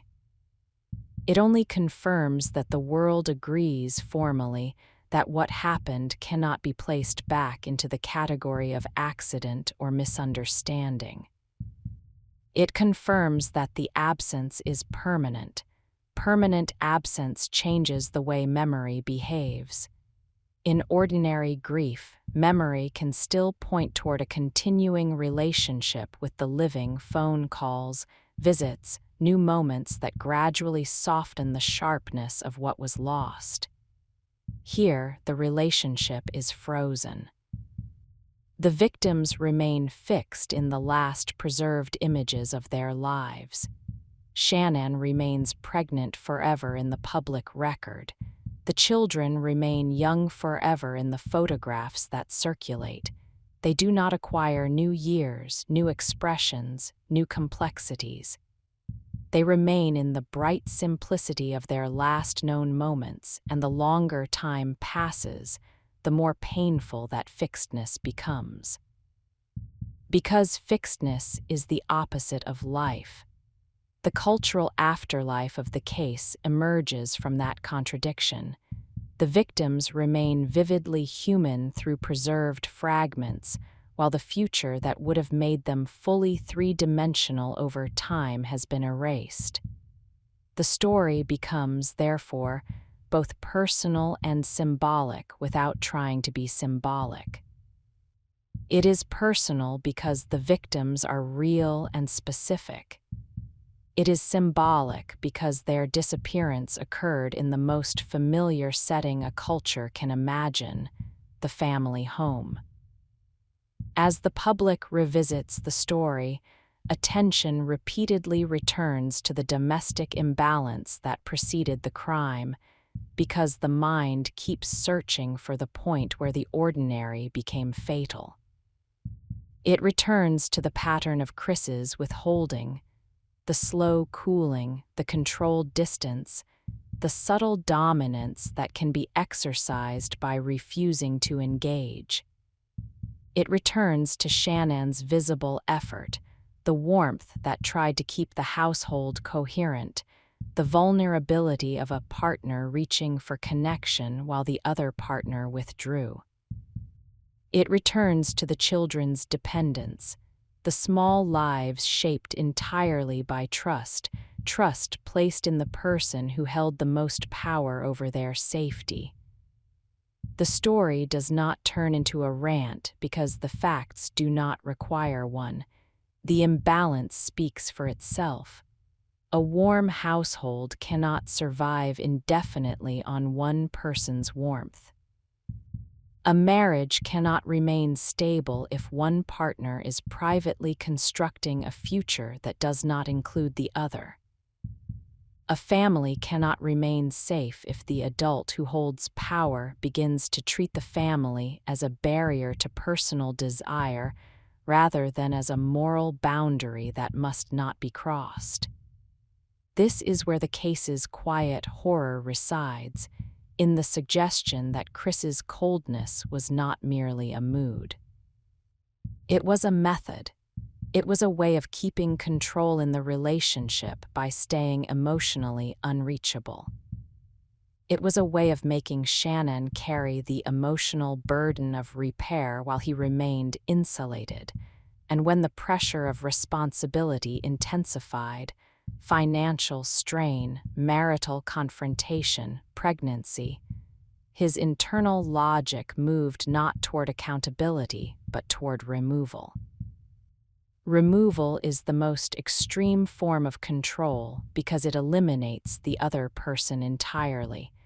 It does not negotiate, it does not repair, it does not compromise, it simply erases. In the final form of the story, what remains is not a puzzle but an atmosphere that cannot be dismissed. A home that looked normal, a man who looked calm, a family whose warmth was real, a future that was already forming inside a pregnancy, and a private interior drift toward entitlement so severe that it treated human lives as obstacles to be cleared. The world continues to produce ordinary mornings because the world does not pause for a family's absence. But the case lingers precisely because it teaches that ordinary mornings are not proof of safety. They are only light and time moving forward without moral understanding. Safety is created inside people. It is renewed daily through empathy and restraint. When that renewal fails in the person holding power, the home becomes vulnerable in the most terrifying way. It looks like every other home right up until it becomes an empty structure holding nothing but the echo of what was taken. And that echo does not fade in a straight line. It returns in cycles, in the mind's quiet revisiting of the same impossible contrast, in the persistent discomfort of realizing that the calm face at the center of the story was never a sign of protection, only a controlled surface that allowed him to move through the world while his family's warmth was left defenseless behind him, until the absence became permanent and the house, the street, and the morning light all continued as if nothing had happened at all. At all, and that is the most haunting feature of it, the way catastrophe can occur inside a private moral collapse while the outside world continues its ordinary motion, unaware.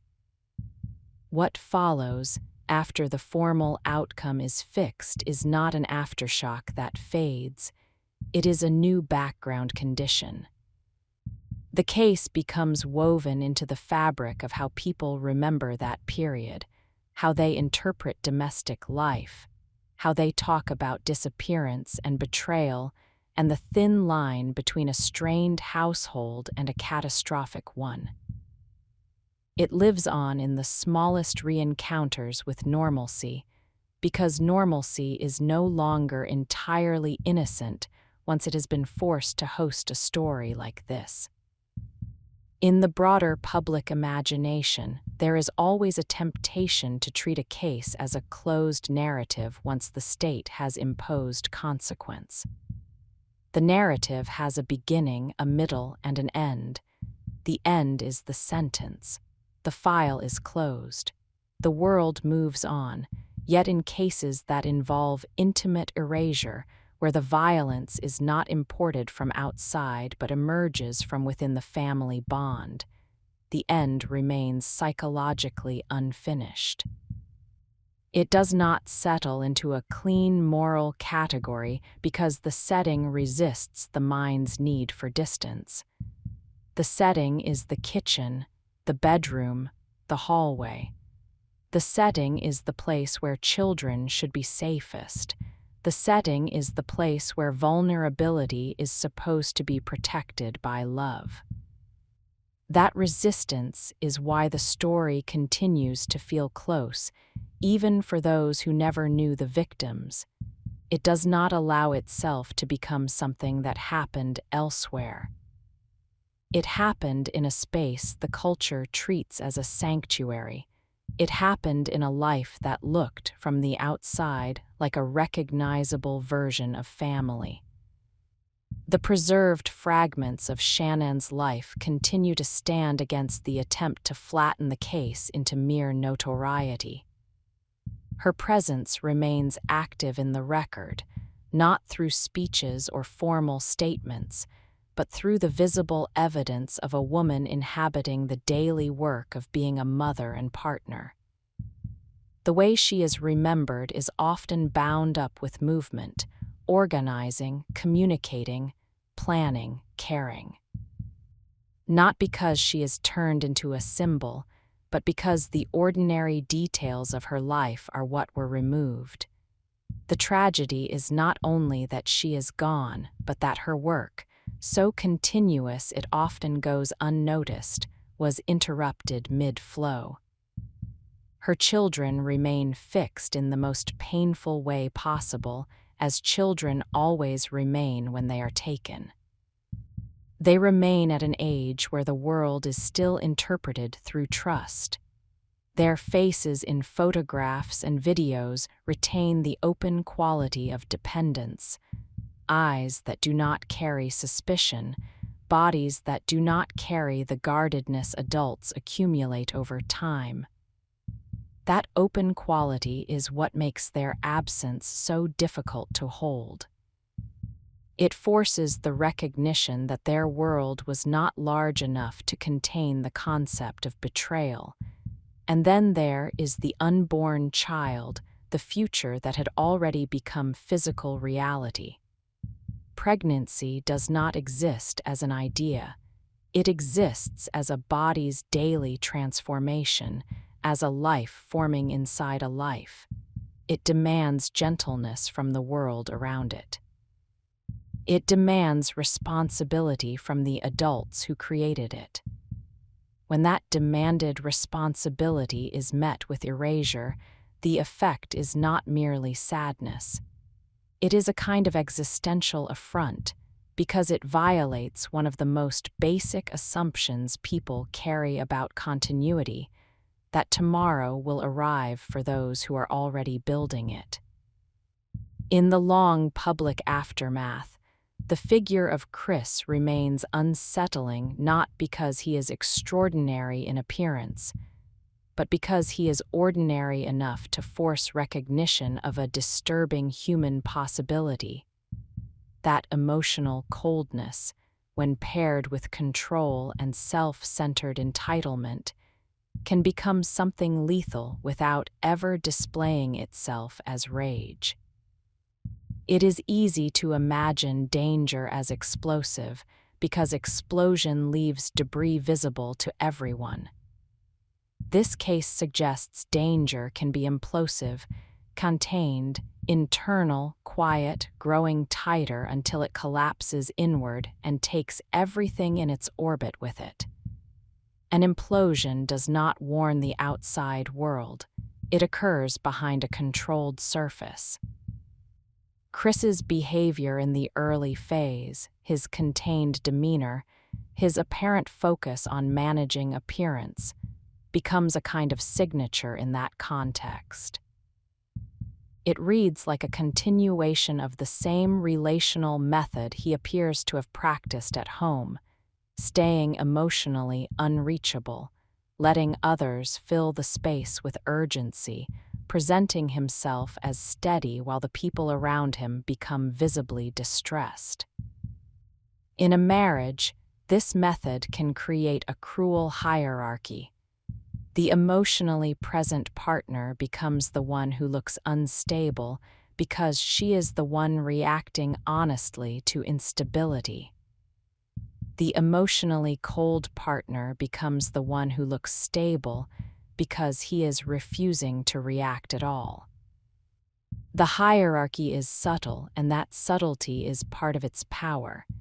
It does not require a raised hand. It does not require a shouted threat. It requires only the consistent refusal to offer warmth when warmth is needed. Over time, this refusal trains the partner to work harder for reassurance, to question herself, to feel responsible for the relationship's emotional survival. The controlling partner then gains a kind of invisible dominance. He decides what the household feels like simply by deciding what he will not give. When such a dynamic exists in a household with children, it becomes more than a marital issue. Children learn emotional whether the way they learn language through immersion. They notice which adult is safe, which adult is responsive, which adult provides comfort without condition. They adjust themselves accordingly, often without words. The warm parent becomes the anchor. The cold parent becomes a variable, and variability in a child's environment is a quiet form of insecurity. In the Watts home, the imbalance appears to have deepened at the very moment the household needed stability most. The pregnancy increased the demand for cooperation. The family's practical pressures increased the demand for honesty. Instead of meeting those demands with increased care, Chris appears to have moved further into withdrawal and further into a private life that offered him a sense of escape. That private life matters in the psychological architecture of the story because it represents the formation of an alternate identity, a version of himself unburdened by fatherhood and marriage. An alternate identity can become intoxicating for a self-centered person because it offers the fantasy of consequence-free reinvention. It allows him to imagine that he can step out of his obligations without paying the cost that most adults must pay when they change their lives: conflict, loss, responsibility, the emotional damage inflicted on others. When a person becomes invested in such a fantasy, the existing family begins to feel like friction. The wife becomes not a partner but a barrier. The children become not lives but ties. The pregnancy becomes not a future but an intensifier of obligation. In a mind still governed by empathy, these perceptions would create guilt that forces correction. In a mind governed by control, the perceptions can create something else: resentment that seeks removal. The case's final horror lies in the implication that removal was chosen. Not removal in the normal adult sense: separation, divorce, confrontation, the painful work of dismantling a family while acknowledging the lives inside it, but removal as erasure, as the elimination of the very people who embodied obligation. It is the darkest form of control because it does not negotiate with reality. It deletes reality. After the formal outcome, this implication continues to shape the way the story is remembered because it shifts the viewer's attention from the act to the interior drift that preceded it. People keep asking themselves how a person crosses that boundary. They keep asking what must happen inside a mind for the existence of children to be treated as solvable problems. They keep asking how a spouse's vulnerability can be met not with protection, but with exploitation. The case does not provide comforting answers because the answers, such as they are, reside in the most unsettling truth: that a person's moral restraint is not guaranteed by his outward role. A man can wear the role of father and still fail to hold the internal boundary that fatherhood requires. A man can inhabit the role of husband and still treat his wife's humanity as negotiable.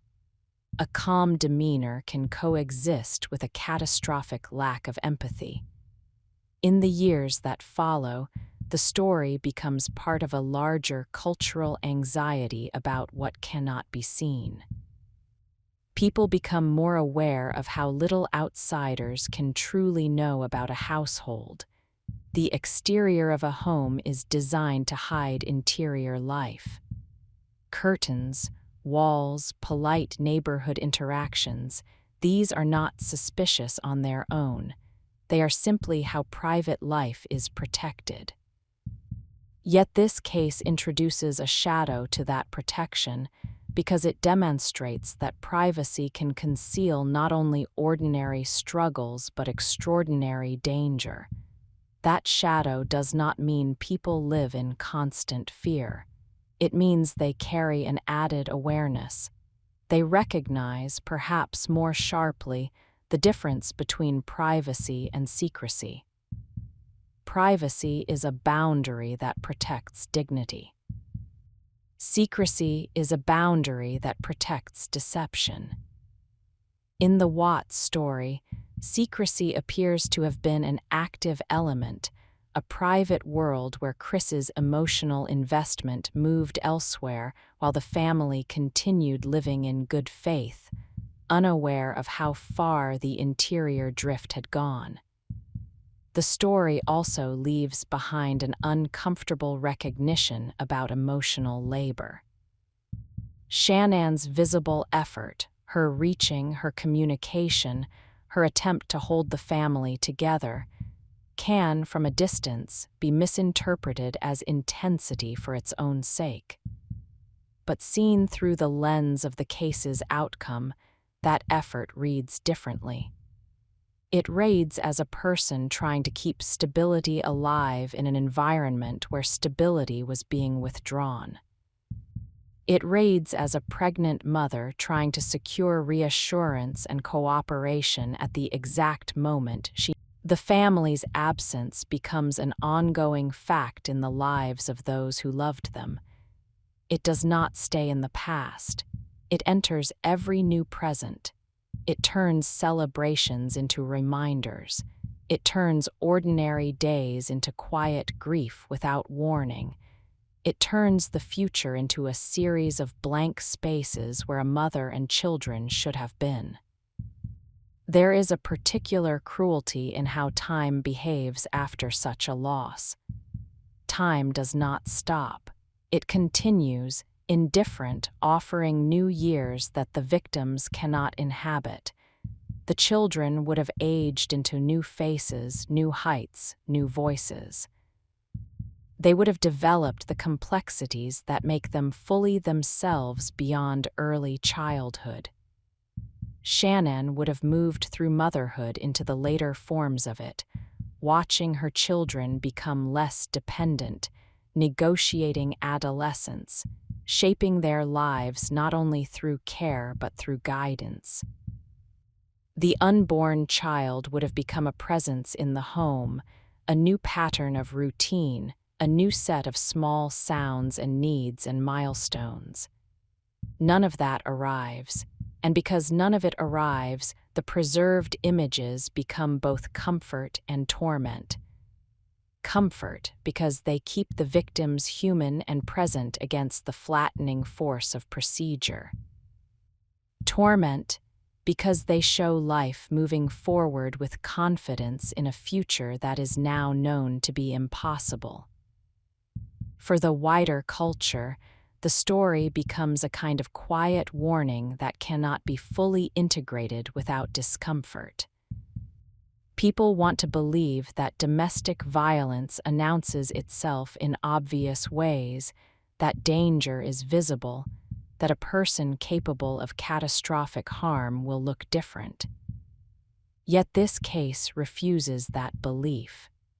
It suggests that the outward signals can be misleading, and that some of the most dangerous dynamics operate through emotional absence rather than overt aggression. This is where the concept of subtle domestic control becomes central, even when it is not named explicitly. It is not the dramatic gesture that erodes a household first. It is the steady imbalance of power created by withholding. The controlling partner does not need to shout to dominate. He can dominate by deciding when connection will be allowed.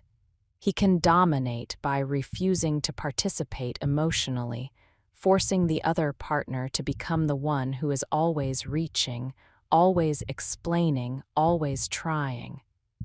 Over time, the reaching partner begins to carry the relationship's shame as well as its labor. She wonders if she is too much. She wonders if her need for warmth is unreasonable. She wonders if the coldness is her fault. This is how a warm, vulnerable person can be positioned as the problem inside her own home. In such a dynamic, the controlling person gains something that is difficult to see from the outside, the ability to remain calm while the other person becomes visibly distressed. Calm, then, becomes a kind of weapon. It creates a false impression of stability.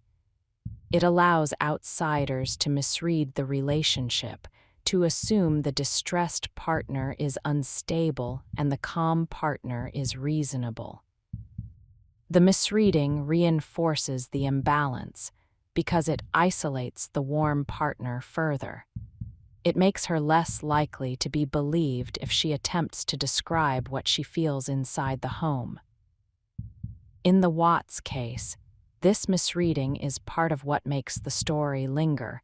It forces people to recognize how easily emotional coldness can be mistaken for maturity, and how easily visible vulnerability can be mistaken for excess. The case also reveals how quickly a self-centered person can begin to treat an alternate life as more real than the life he has built. Once an affair becomes an emotional refuge, it can become a private justification. It can allow the person to imagine that he is not the source of harm, but the victim of a life that no longer satisfies him. He can reinterpret responsibility as confinement. He can reinterpret his spouse's needs as pressure. He can reinterpret his children's dependence as burden. In a mind still shaped by empathy, these reinterpretations would create discomfort that forces correction. In a mind shaped by control, the discomfort can be redirected outward as resentment. The people who depend on him become the reason he feels trapped. The family becomes the obstacle between him and the future he wants. The moral boundary that should protect them begins to look, to him, like an inconvenience rather than a limit. This is the most devastating internal transformation, when a person stops perceiving his loved ones as fully real and begins to perceive them as pieces within his own narrative. Once that happens, the outside world becomes easier to manipulate because the manipulative person no longer experiences the natural human reluctance to cause harm. He experiences only the urgency of his own desire and the fear of consequences. He becomes focused on appearance rather than truth. He becomes focused on control rather than repair. This focus, in retrospect, can be seen in the way Chris attempted to move through the early hours of the disappearance as if the day could be managed. He appeared to rely on the surface of normalcy, on the assumption that an ordinary neighborhood and an ordinary face could shield him. He seemed to believe that if he remained calm, the world would remain uncertain. That belief is the same belief that can work inside a marriage. If he remains cold, his partner will keep reaching and doubting herself. If he remains minimal, she will do the emotional work of keeping the household together. But the outside world is not a marriage. The outside world does not need to feel his interior to verify his movements. It does not need to interpret his emotions correctly to map time. The outside world, armed with modern recording and routine verification, is indifferent to his desire to remain sealed. This is why the case closes relatively quickly compared to the time a manipulative person might prefer. The corridor narrows. The possible stories shrink. The gaps become too visible to maintain. The surface of normalcy collapses under the simple, relentless truth of the missing family's silence. Once the outcome is fixed, the story becomes a permanent reference point for a particular kind of dread, the dread of the home as the site of betrayal. The dread is not irrational. It is rooted in the recognition that the home is where defenses are lowest. People sleep in their homes. Children surrender to sleep without fear. Pregnant women move through their homes believing the environment around them is designed to protect the future growing inside them. When the person holding power in that environment abandons moral restraint, the home becomes dangerous not because it looks dangerous, but because it looks safe. The aftermath, therefore, becomes a story about what cannot be seen. The public keeps returning to the question of how to see earlier, how to recognize the kind of coldness that is not mere personality but a method of control. How to recognize the kind of withdrawal that is not temporary stress but a sustained refusal to be accountable. How to recognize the difference between privacy and secrecy, between calm and care, between composure and empathy. The case does not provide a clean answer. It provides only the uncomfortable recognition that some of the most important signals are not visual, they are atmospheric. They are felt by the person living inside the relationship. They are the daily experience of being made uncertain, of being left to carry the emotional weight alone, of feeling warmth become conditional. They are the slow realization that one partner is living in good faith while the other partner is quietly stepping away from the moral agreement that makes family life possible. This recognition is why the story remains heavy.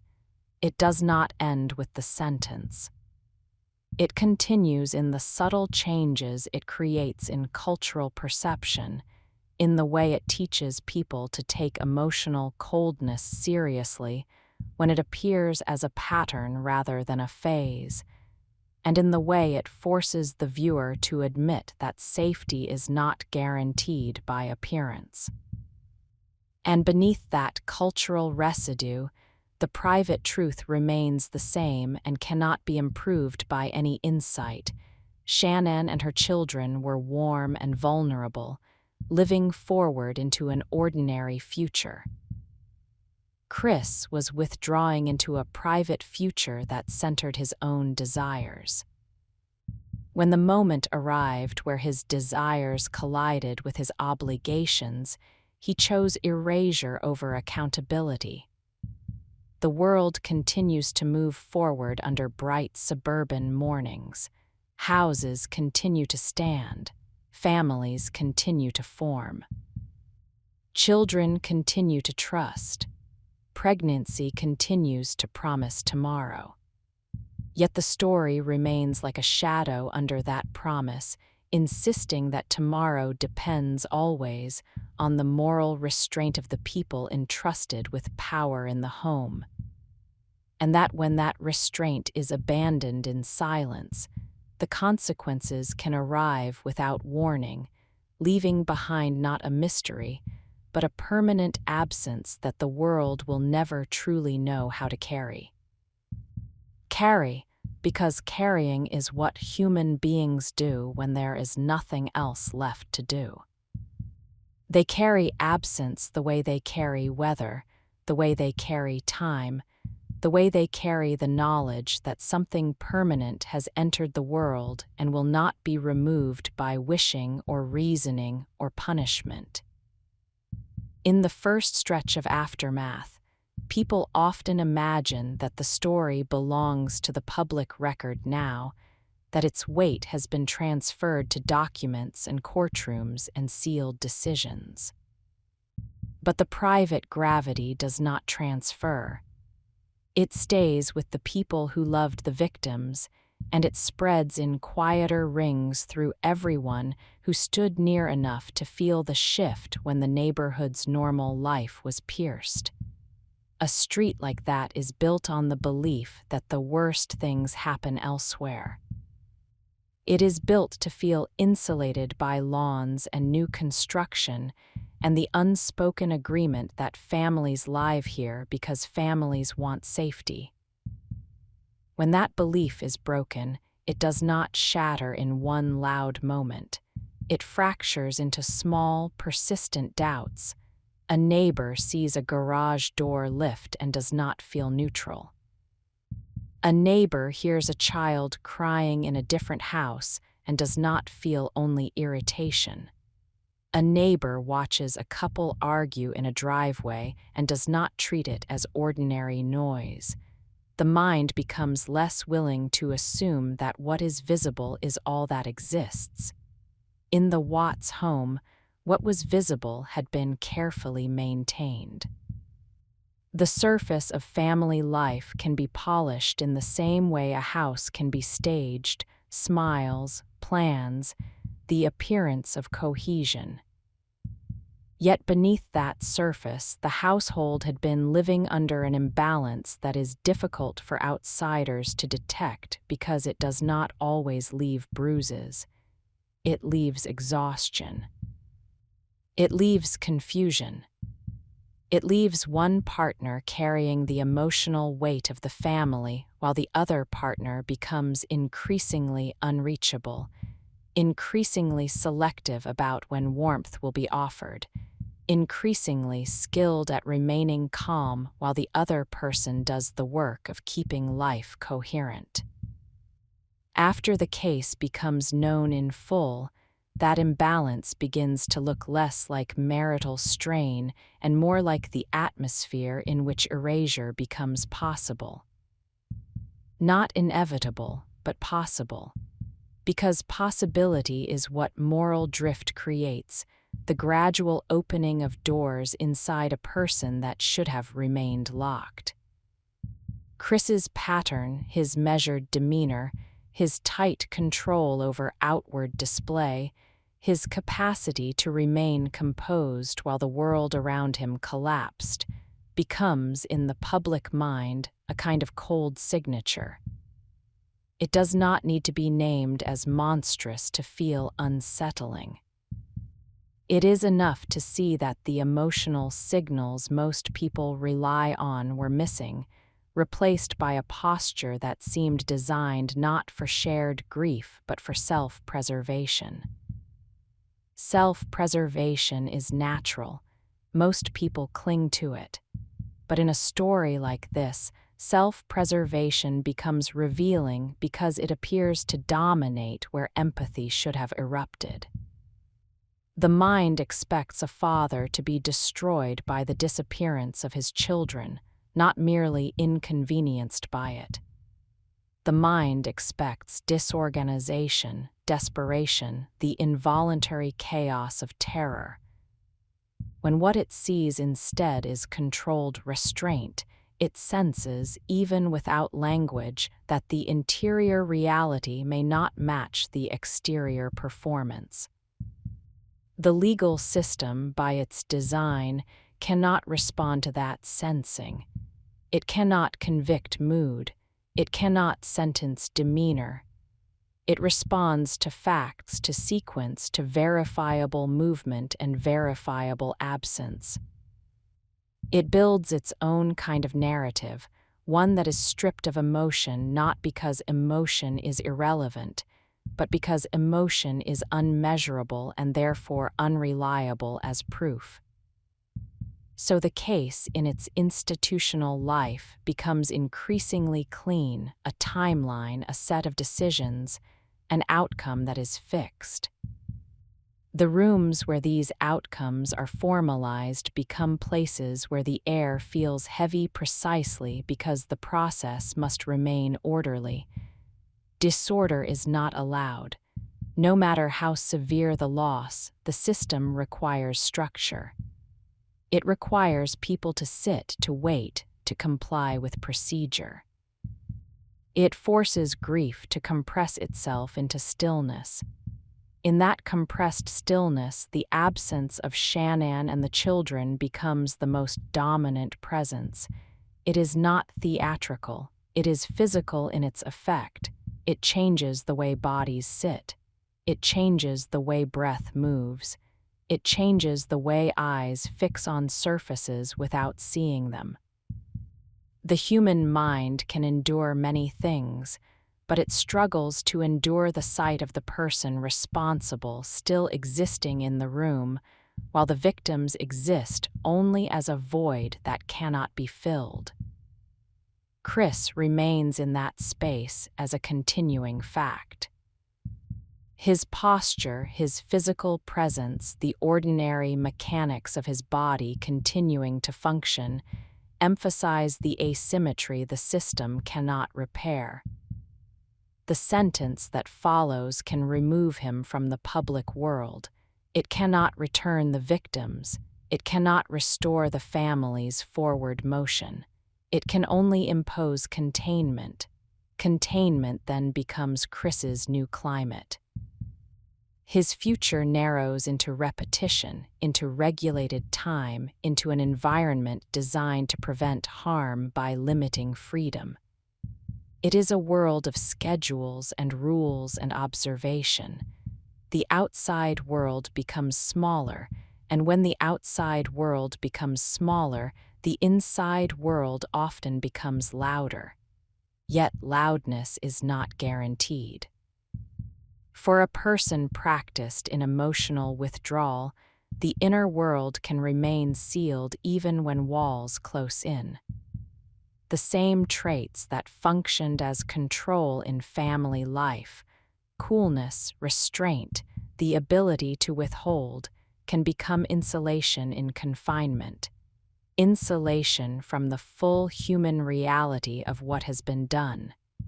Insulation from the mental image of small lives depending on him. Insulation from the unbearable truth that his own desire for escape translated into permanent absence for those who trusted him. A self-centered mind will often try to preserve itself by shrinking its focus. It returns to immediate needs. It returns to routine. It returns to the present moment's manageable tasks. This is not redemption. It is survival. It is the psychological narrowing that allows a person to wake up and continue existing even when the story attached to his existence is irredeemable. Outside the walls, however, the story does not narrow. It expands because the victim's absence expands into every future they were supposed to inhabit. The family's loved ones become forced witnesses to time. Not time as a concept, but time as a daily assault of reminders. The calendar keeps moving, offering dates that should have meant something else. Seasons return with their familiar light and temperature, and each returning season carries the same silent accusation: this year arrived, and the children did not. Their birthdays do not become celebrations of growth. They become markers of what is missing. Holidays become scenes with empty spaces. Family traditions become rituals that cannot be performed without feeling the absence like a physical weight. There is no clean way to live with that. People develop strategies, not because strategies heal, but because strategies allow breathing. They learn how to move through a grocery store aisle without collapsing when they see a child's cereal. They learn how to drive past playgrounds without feeling the body tighten. They learn how to speak the names without feeling as if the names are being pulled from a deeper place in the chest where language struggles to reach. And in the wider public, the story continues to live as a disturbance because it intersects with something many people do not want to examine too closely: the potential for danger inside familiar roles. Husband, father, quiet man. These roles are supposed to imply responsibility. They are supposed to imply protection. The Watts case turns those assumptions inside out, not by claiming all quiet men are dangerous, but by demonstrating that the role itself is not a safeguard. The safeguard is moral restraint, and moral restraint is an internal practice that can exist or fail regardless of outward identity. The case also changes how people understand the word controlling in a domestic context. Control is often imagined as loud dominance, as overt intimidation. Yet control can also be soft and constant, built on withholding, built on emotional rationing, built on making a partner feel uncertain and therefore more eager to please, more eager to repair, more eager to accommodate. The warm partner becomes increasingly visible in her efforts to stabilize the home. The cold partner becomes increasingly invisible in the way he withdraws, because withdrawal does not look like action until the consequences are irreversible. Shannon's warmth, in the long view, becomes one of the story's most tragic truths because warmth is both strength and vulnerability.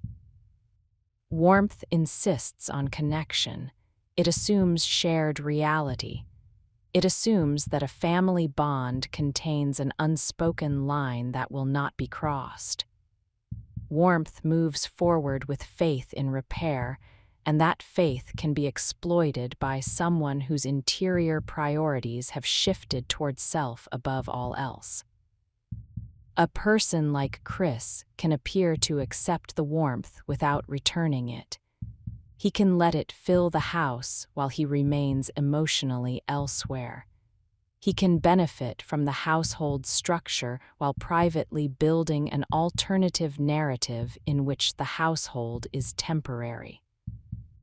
Over time, this creates an environment in which the warm partner feels increasingly alone, even when she is not physically alone. She is alone in emotional responsibility, alone in trying, alone in holding the family's future with two hands while the other person loosens his grip. The children remain the clearest victims of this environment because they do not negotiate it. They absorb it. They trust the parent who is present and responsive. They adapt around the parent who is variable. They remain dependent in the purest sense. Their survival and safety are not abstract rights. They are daily realities provided or violated by the adult with power. In the aftermath, this dependency becomes part of the story's ongoing ache. It is why people cannot return to the case without feeling the stomach tighten. Children represent the most basic moral boundary in most human minds.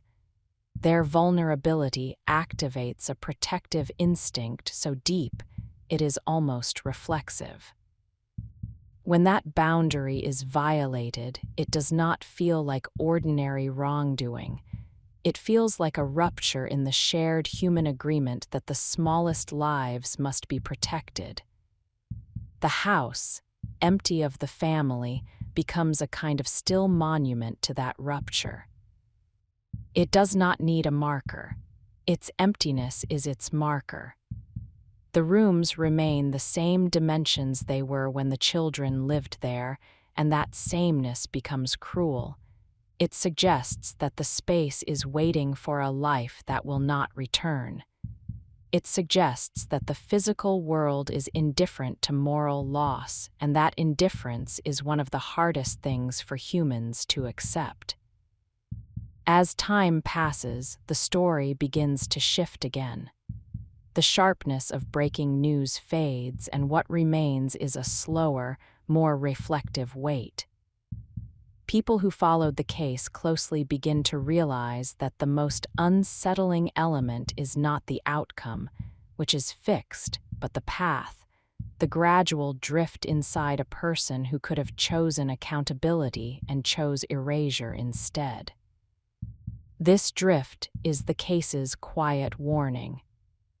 It suggests that catastrophic harm can be preceded by patterns that are easy to normalize: emotional withdrawal, persistent coldness, a partner who becomes increasingly self-centered, increasingly invested in a private future that excludes the family. These patterns are not rare, and that is why the case is so disturbing. It forces the recognition that the difference between a strained household and a fatal one is not always visible from outside. It resides inside the moral boundaries of one individual.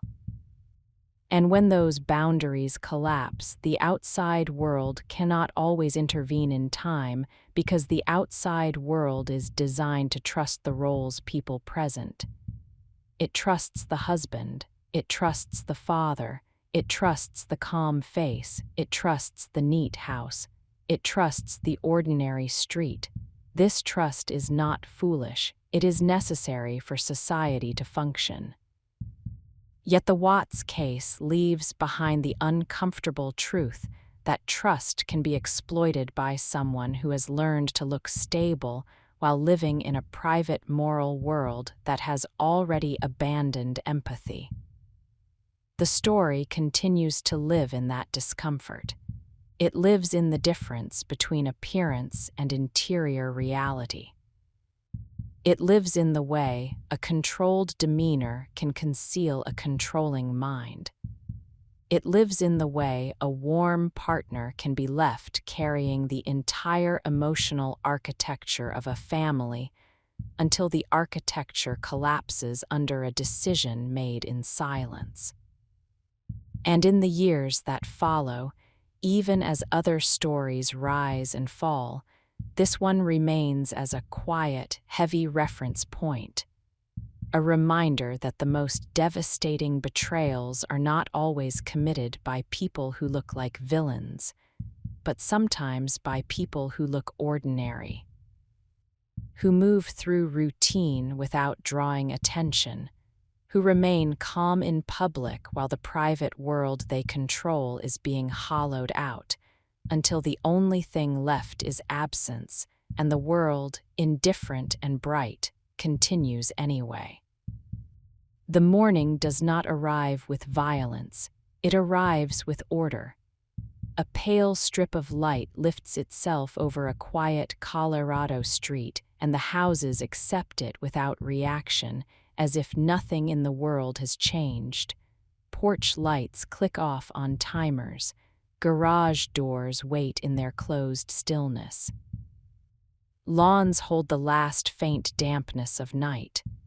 The air carries that clean, early coolness that makes the day feel new, as if renewal is automatic. One home sits among the others, perfectly placed within the geometry of normal life, and yet it feels wrong before anyone can explain why. Not because anything is visibly broken, not because anything is scattered, because the house is too still. Because the kind of stillness that belongs to sleep is different from the kind of stillness that belongs to absence. A family home, even at its quietest, has a pulse. It has small, unconscious movements that betray life, a shift behind a bedroom wall, a soft footstep on carpet, the faint mechanical sigh of an appliance settling.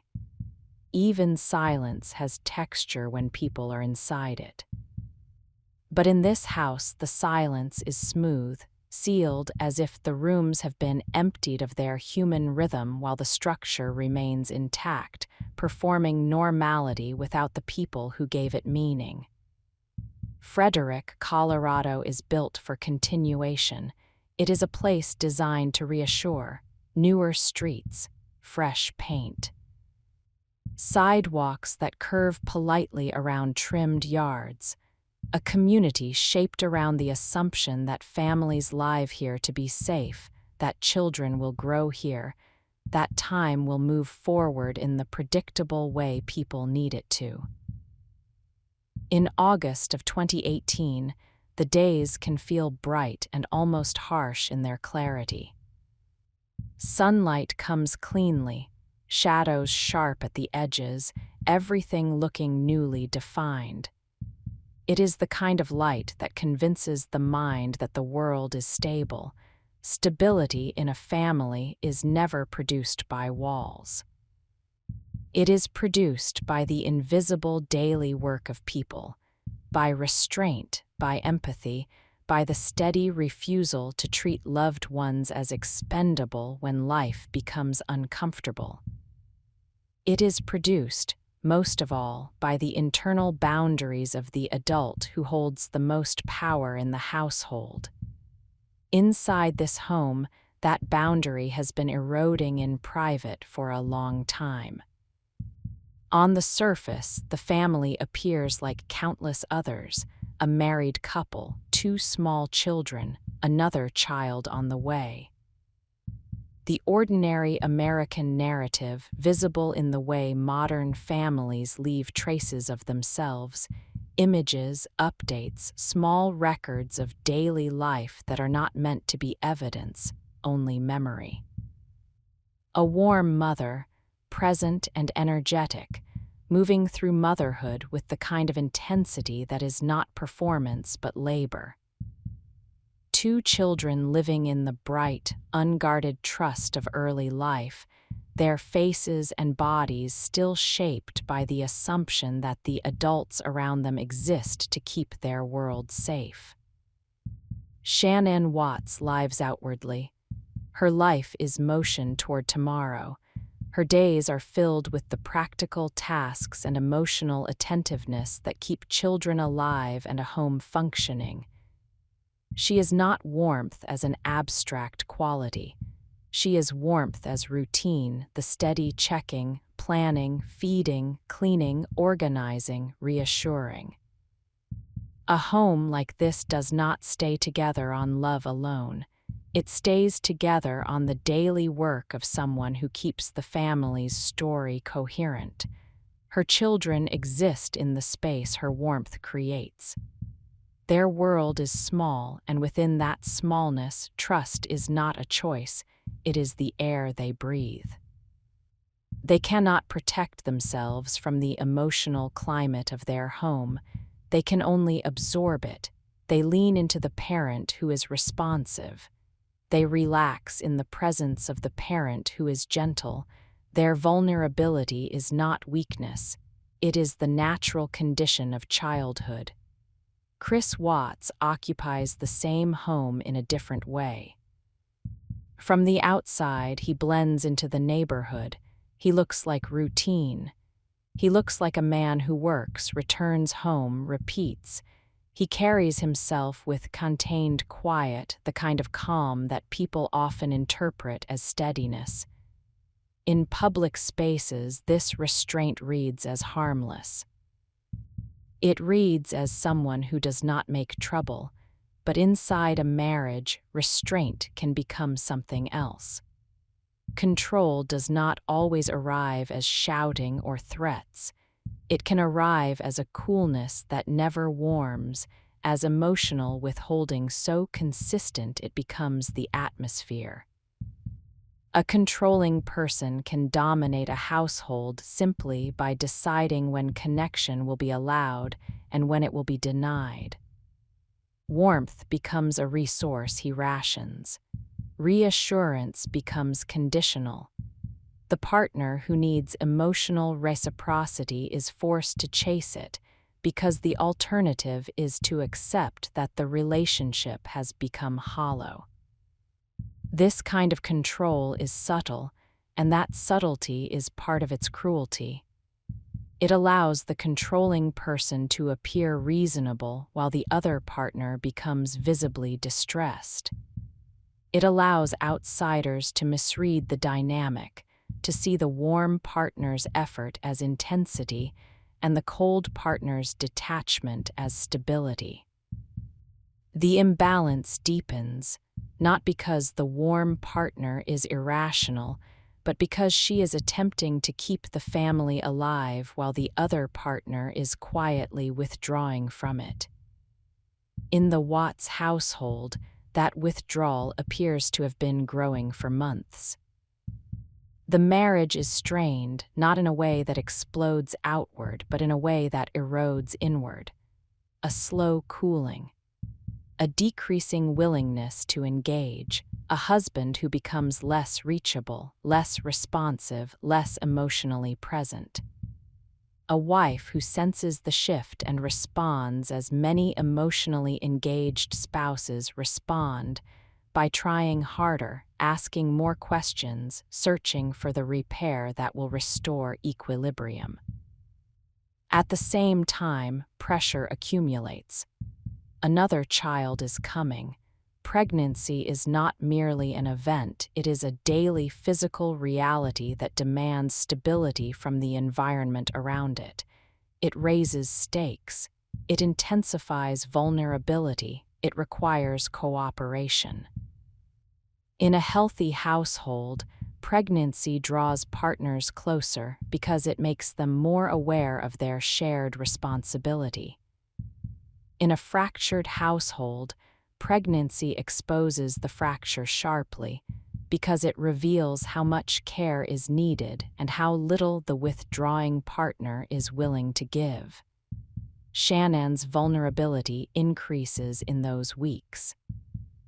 She is pregnant, managing 2 small children, attempting to hold the household together, attempting to understand the man beside her who is becoming increasingly distant. Her warmth becomes more active, not because she enjoys intensity, but because the family's cohesion depends on someone staying emotionally engaged. Warmth becomes labor, connection becomes work. Chris, meanwhile, seems to be moving his interior life elsewhere. A separate attachment begins to exist alongside the marriage, an alternate channel of attention and desire. This is not simply betrayal, it is reorientation. It is the creation of a private future that does not include the family that depends on him. A self-centered mind can become intoxicated by the fantasy of a clean reinvention. Life without the daily demands of parenting, without the accountability of partnership, without the friction of responsibility. The family begins to feel, in his private internal language, less like a bond and more like a barrier. This internal shift does not need to be announced to be decisive. It only needs to be sustained long enough to harden into entitlement. Entitlement is the quiet poison beneath many domestic catastrophes. It is the belief that one's comfort deserves priority over the lives of others. It is the reinterpretation of obligation as oppression. It is the gradual reduction of loved ones into burdens, obstacles, complications. It is the slow replacement of empathy with self-justification. As the household moves toward the final night, the domestic routine continues because domestic routine must continue. Children still need breakfast. They still need baths. They still need bedtime. A pregnant woman still needs rest. The home still contains its ordinary clutter, small objects in small places, evidence of life that was expected to continue the next day. This ordinariness is part of what makes what follows so unbearable. There is no theatrical build. There is only the steady continuation of a family expecting tomorrow. Late that night, Shannon returns to the house. The hour is late enough to make the home feel sealed, as if it is holding sleep inside it. She is tired in the deep way pregnancy can create, tired not only in the body but in the mind that has been carrying uncertainty. The children are asleep, surrendered to trust. Their rooms hold them in the most defenseless state human beings can be in because sleep is not only rest, it is vulnerability offered to the people in the home. Chris is there, present in physical terms, but his presence does not feel like shelter. It feels controlled. It feels self-contained. The house, which should feel like a shared space, feels like a place divided by an emotional line on one side, a woman living in good faith, reaching for repair. On the other side, a man living in a private future, withdrawing from the moral weight of the family he helped create. The hours pass. The street remains quiet. The neighborhood remains indifferent. The sky continues its slow drift toward morning, and then the day begins. In the early hours, Chris moves through the house and then through the driveway with the steady purpose of someone handling a task. He attends to his vehicle. He moves with a contained efficiency that is difficult to reconcile with the idea of sudden domestic chaos. In the soft early light, a man preparing for work is ordinary. A man moving with this particular calm while his family's presence vanishes is not. The neighborhood's routine begins to stir. A car starts elsewhere. A garage door opens down the street. The daily machinery of ordinary life begins to turn. Chris drives away. The house remains behind him, still sealed. For a time, nothing visible happens. There is no immediate siren of disaster. That is one of the most unsettling realities of intimate erasure. It can exist for hours beneath ordinary sunlight while the world continues to behave as if normal life is guaranteed. There is no alarm built into suburbia for the moment a family disappears. The first alarm is pattern, and pattern takes time to fail loudly enough to be recognized. The recognition begins with small absences that modern life has trained people to notice. A mother who would respond does not respond. A planned interaction does not occur. The ordinary thread of communication snaps, and someone close enough to know the difference between delay and disappearance feels the snap as a bodily chill before it becomes a thought. Concern arrives cautiously at first because the mind resists horror. It searches for benign explanations, a dead phone, exhaustion, a misunderstanding. But benign explanations cannot survive long when the environment begins to contradict them. Inside the home, practical necessities remain, the kind of items a pregnant mother with children would not leave behind if she chose to go. The household does not look like it has been prepared for departure. It looks paused mid-routine, as if life was interrupted rather than concluded. That interruption transforms concern into urgency. Attention gathers around the house. The street that normally holds only ordinary domestic motion becomes a site of focused observation. The calm geometry of suburbia becomes a stage for widening alarm. The house does not change outwardly. The meaning of it changes, and meaning is what makes a place heavy. Chris, now drawn back into the center of attention, re-enters the scene as the one person still physically present, still moving, still capable of offering any explanation at all. This is the moment when his relational method, the same cool containment that shaped the household, becomes visible in a different light. He appears cooperative in form. He appears available. He moves through expected motions. Yet his emotional temperature remains strangely controlled. There is a flatness to his demeanor that does not break open into the disorganized terror people expect from a husband whose pregnant wife and small children have vanished. The mismatch does not accuse by itself. It simply sits in the air, persistent. As the inquiry intensifies, the story begins to shift from human impression to mechanical reconstruction. Modern life has produced an environment where routine is recorded in small ways, cameras that capture driveways, devices that mark time, patterns that can be checked. The case begins to move along the only path that can close uncertainty: verification. A neighbor's camera becomes a silent witness. It captures the early light. It captures the driveway.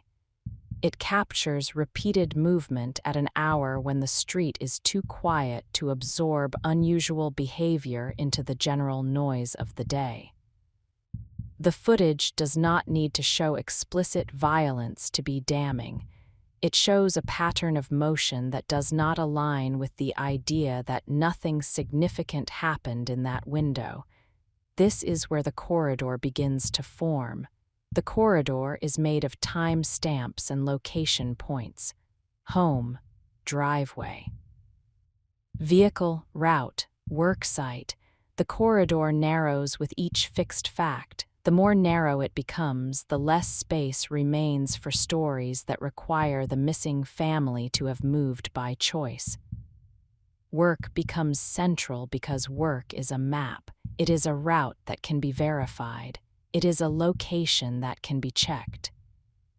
It is a schedule that does not depend on memory.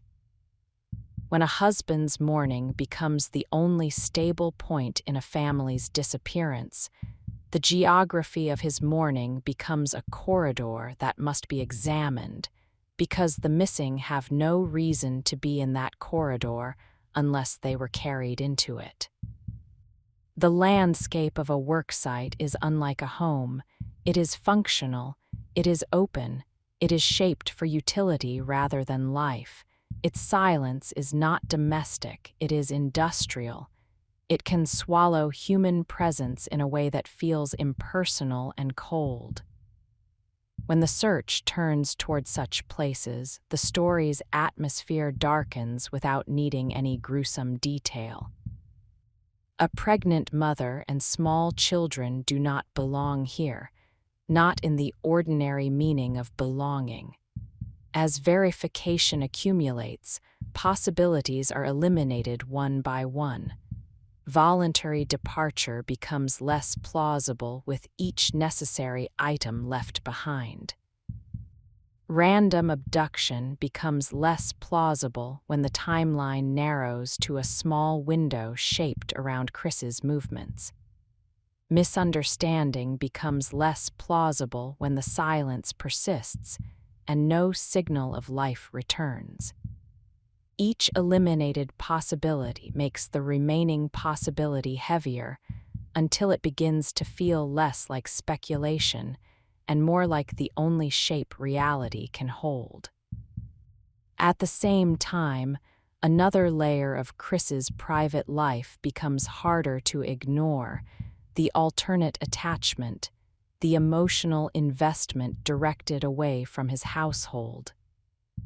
In isolation, such a detail might be understood as betrayal. Within this corridor of narrowing facts, it begins to function as context for motive.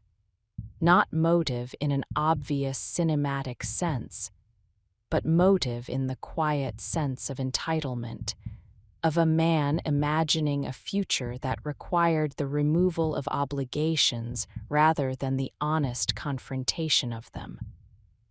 This is where the portrait of him sharpens through observed behavior rather than accusation.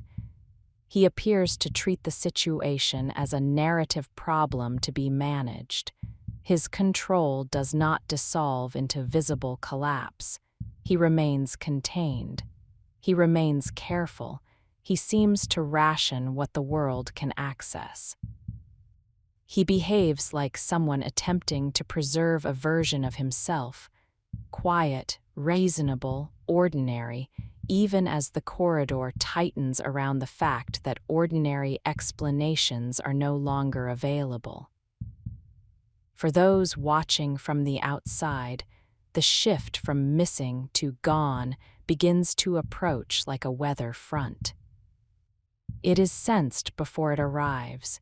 It is felt in the changing air of the situation, the way people move more urgently, the way the house feels more like a sealed container, the way hope becomes thinner, less able to hold its shape. The mind resists this shift because the mind is not built to accept total loss quickly. It clings to the last usable fragments of possibility. It searches for the version of reality where the family is found alive, shaken but intact, returning home as if the day's terror could be folded back into routine. But routine has already been destroyed.